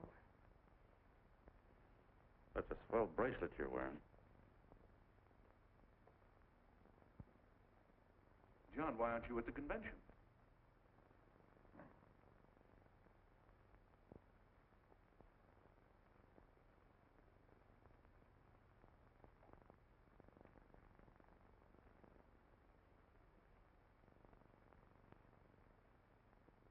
Is there anything wrong? No, nothing's wrong. Everything's fine. So there's going to be a new order of things, huh? Everybody's going to cut himself a nice fat slice of the John Does, eh? You forgot one detail, Mr. Big Shot. You forgot me, the prize stooge of the world. Why, if you or anybody else thinks he's going to use the John Doe clubs for his own rotten purpose, he's going to have to do it over my dead body. Well, hold on a minute, young man. Hold on. That's rather big talk. I started the John Doe clubs with my money. And I'll decide whether or not they're being properly used. No, you won't. You're through deciding anything. And what's more, I'm going down to that convention, and I'm going to tell those people exactly what you and all your fine feathered friends here are trying to cook up for them. And I'm going to say it in my own words this time. Stop him, baby. You ruined us, TV. Wait a minute, fella. My uncle wants to talk to you. Listen to me, my son. Before you lose your head completely, may I remind you that I picked you up out of the gutter and I can throw you right back there again? You've got a nerve accusing people of things. These gentlemen and I know what's best for the John Does of America, regardless of what tramps like you think. Get off that righteous horse of yours and come to your senses. You're the fake. We believe in what we're doing. You're the one that was paid the 30 pieces of silver. Have you forgotten that? Well, I haven't. You're a fake John Doe, and I can prove it. You're the big hero that's supposed to jump off tall buildings and things. Do you remember? What do you suppose your precious John Does will say when they find out that you never had any intention of doing it, that you were being paid to say so? You're lucky they didn't run you out of the country. With the newspapers and the radio stations that these gentlemen control, we can kill the John Doe movement deader than a doornail. We'll do it, too, the moment you step out of line. Now, if you still want to go to that convention and shoot your trap off, you go ahead and do it.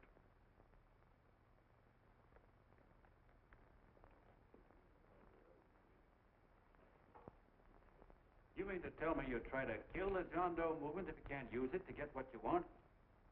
You bet your bottom dollar we would.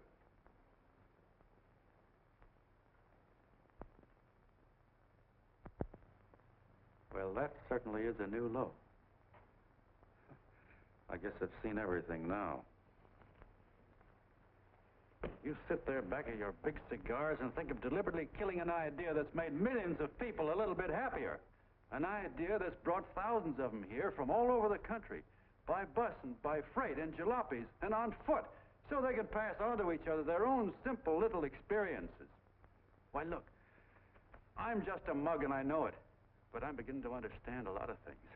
Why, your type's as old as history. If you can't lay your dirty fingers on a decent idea and twist it and squeeze it and stuff it into your own pocket, you slap it down. Like dogs, if you can't eat something, you bury it.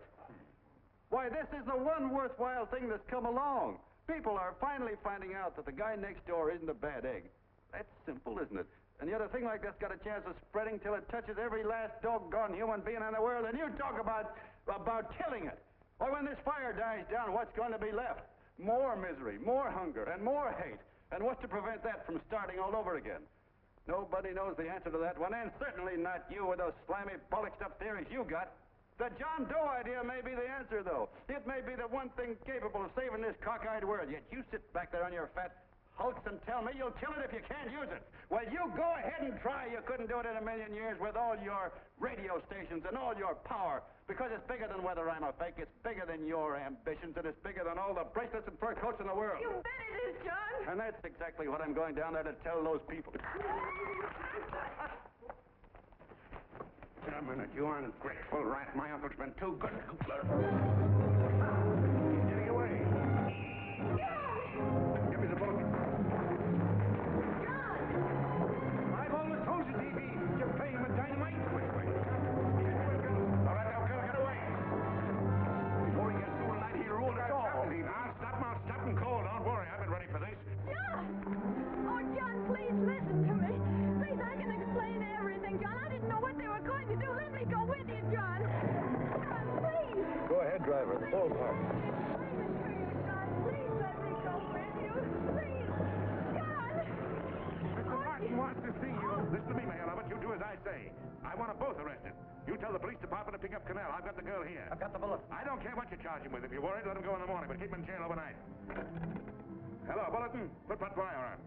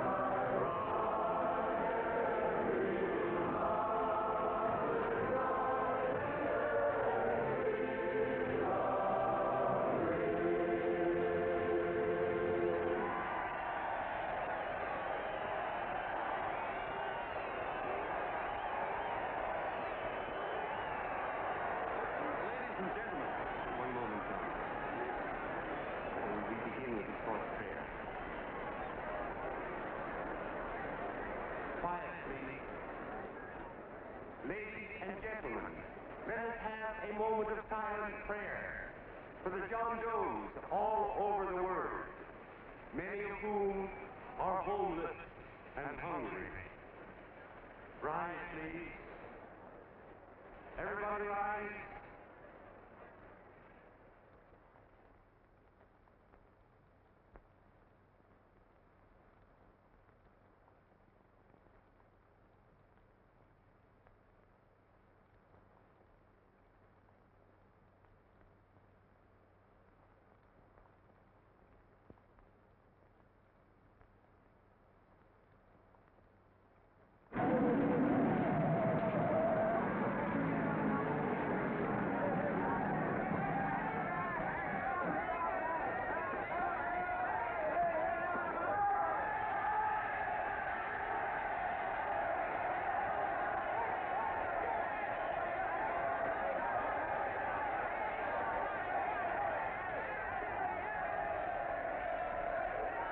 Newsboys. Hundreds of yelling newsboys are swarming into the park like locusts. They're yelling John Doe's a fake.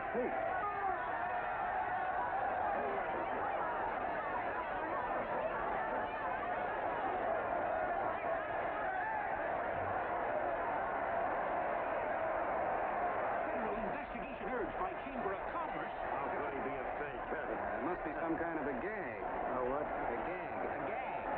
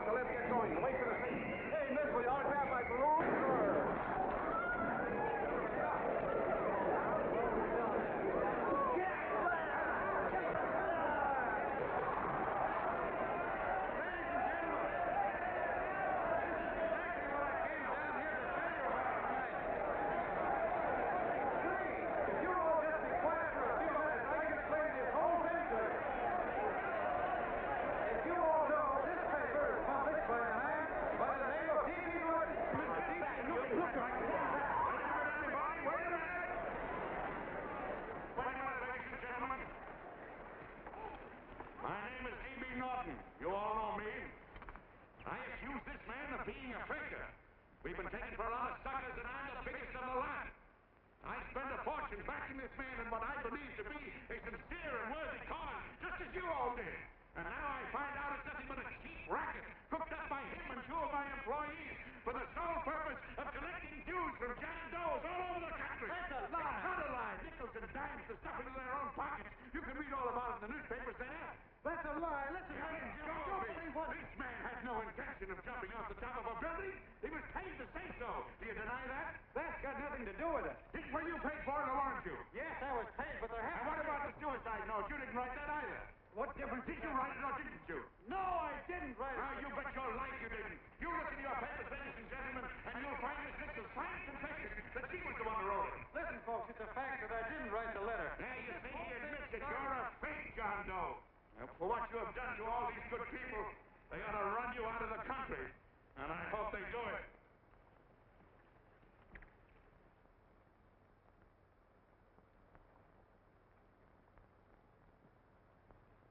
Speak up, John. We believe you. Please, listen, folks. Now that he's through shooting over his face, I've got a couple of things to tell you about.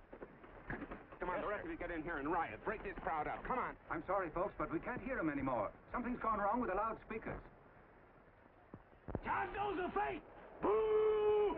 They can't hear me. This thing's not working. Ladies and gentlemen.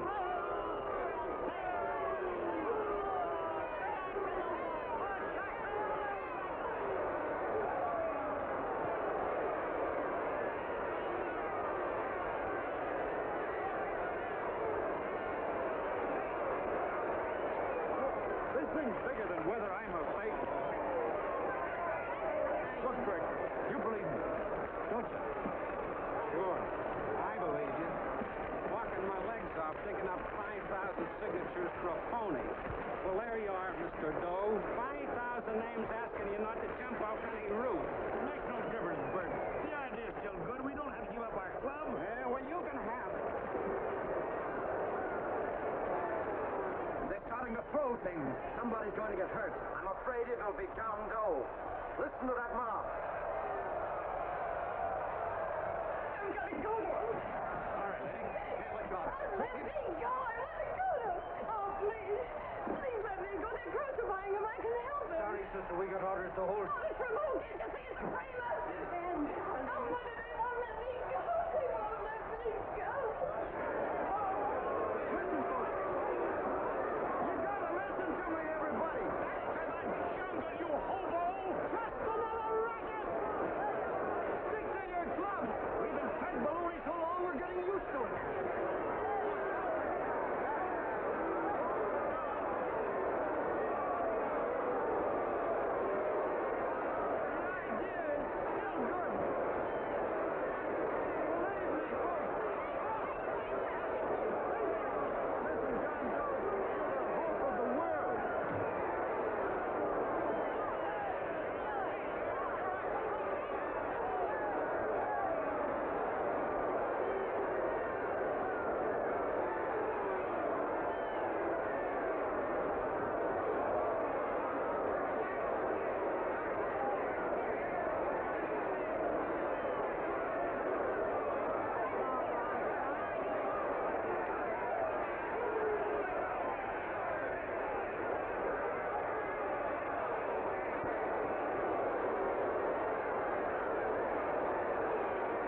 Managed to get him out of the park.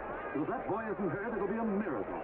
Ladies and gentlemen, this certainly looks like the end of the John Doe movement.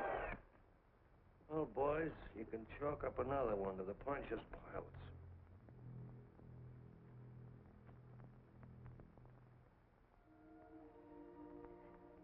I should have been there.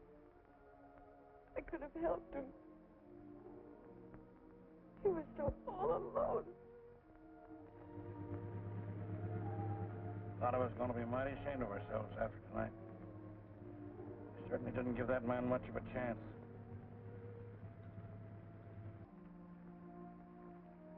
Have some more coffee, Long John? No thanks, Carl.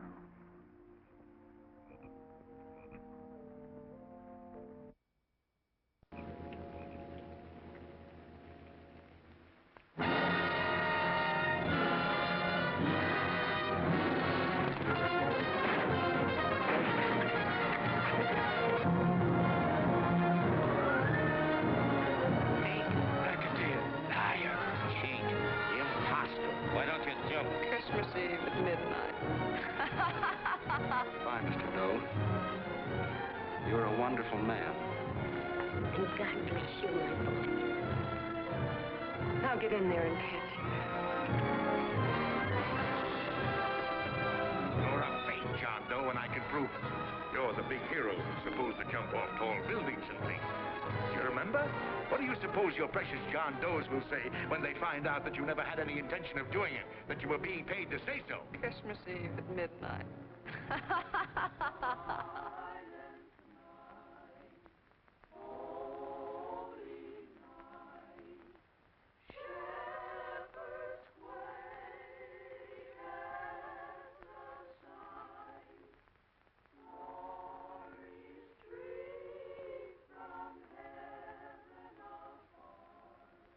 Merry Christmas, son.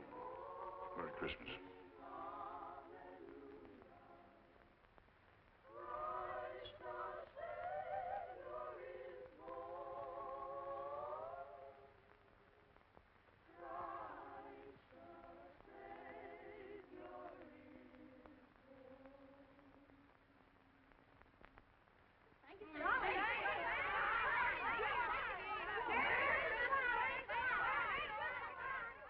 Who?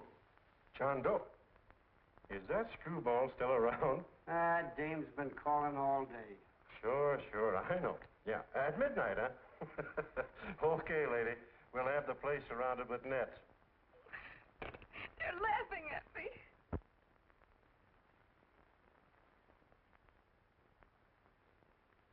You're a sick girl, Anne. You better take it easy.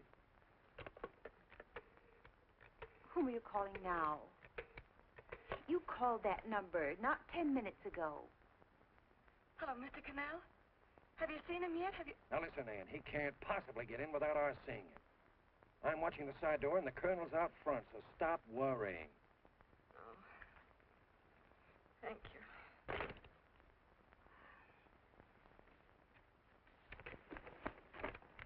What, Anne? Anne, don't be foolish.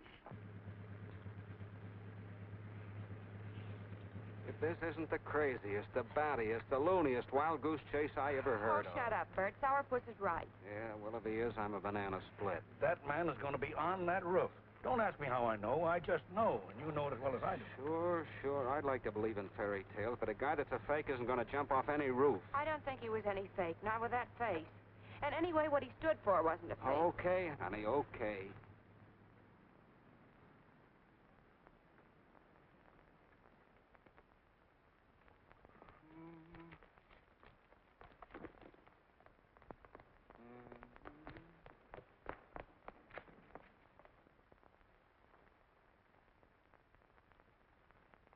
Elevators ain't running.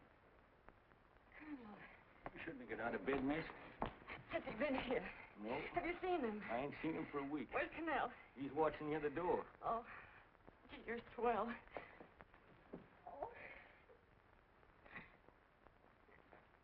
There's no sense in going up there. I've been here for hours. He ain't here. Let me go, will you? Now, that's crazy. It's 14 floors.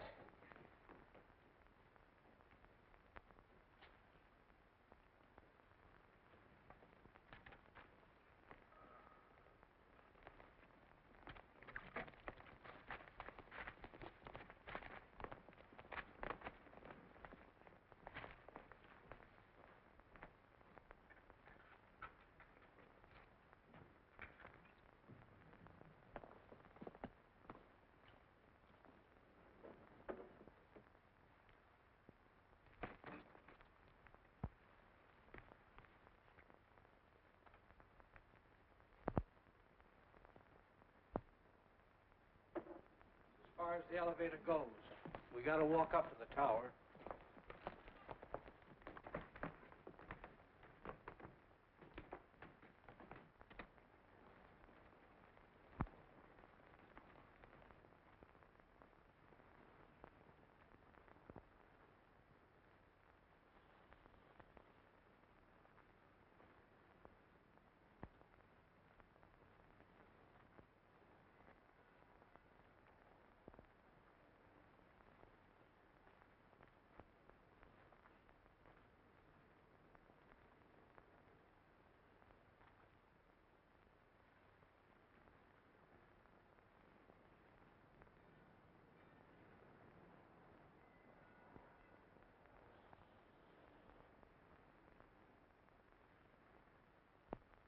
That tramp was probably full of Christmas cheer and asleep in some flop house.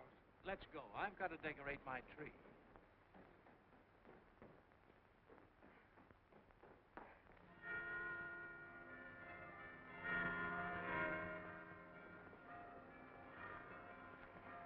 Well, I give up.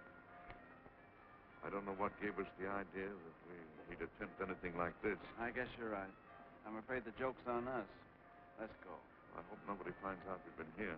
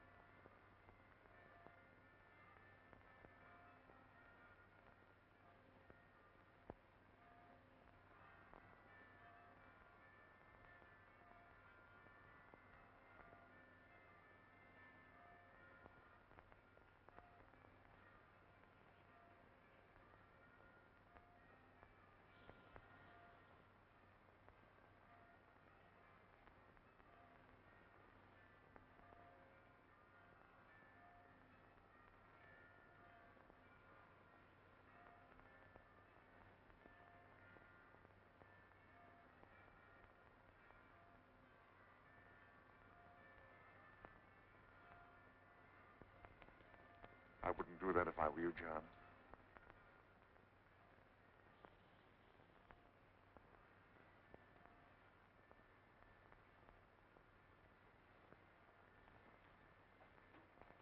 It'll do you no good. The mayor has policemen downstairs with instructions to remove all marks of identification you may have on your person. You will be buried in Potter's Field, and you will have accomplished nothing.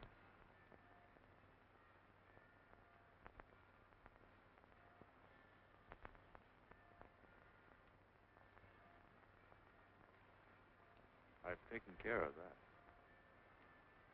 I've already mailed a copy of this letter to Mr. Cannell. John, why don't you forget this foolishness? Stop right where you are, Mr. Norton, if you don't want to go overboard with me.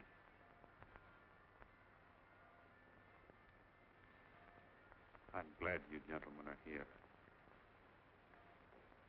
You killed the John Doe movement, all right. But you're going to see it born all over again.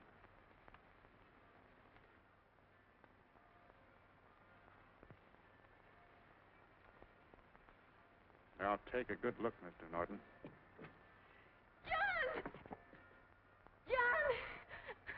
Oh, John, no, I won't let you unlock your darling. Oh, please.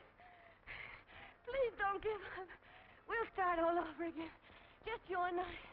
It isn't too late. The John Doe movement isn't dead yet. You see, John, it isn't dead or they wouldn't be here. It's alive in them. They catch it alive by being afraid of it. That's why they came up here. Oh, darling. Sure, it should have been killed. It was dishonest. But we can start clean now. Just you and I. It'll grow, John, and it'll grow big because it'll be honest this time. Oh, John, if it's worth dying for, it's worth living for. Oh, please, John. Oh. Oh, please, please, God, help me. John, look at me. You want to be honest, don't you? Well, you don't have to die to keep the John Doe idea alive. Someone already died for that one. The first John Doe. And he's kept that idea alive for nearly 2,000 years. It was he who kept it alive in them. And he'll go on keeping it alive forever and always. For every John Doe movement these men kill, a new one will be born. That's why those bells are ringing, John. They're calling to us. Not to give up, but to keep on fighting, to keep on pitching. Oh, don't you see, darling? This is no time to give up. You and I, John, we... Oh, no. No, John. If you die, I want to die, too. Oh, I love you. Oh, yeah.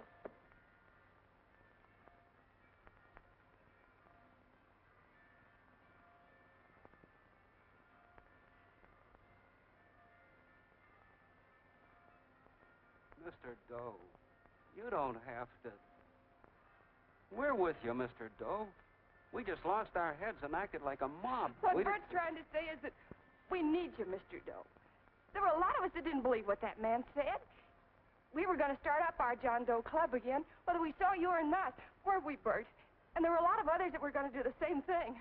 Well, Mr. Sourpuss even got a letter from his cousin in Toledo. I got it right here, Mr. Doe. Only it'd be a lot easier with you. Please. Please come with us, Mr. Doe.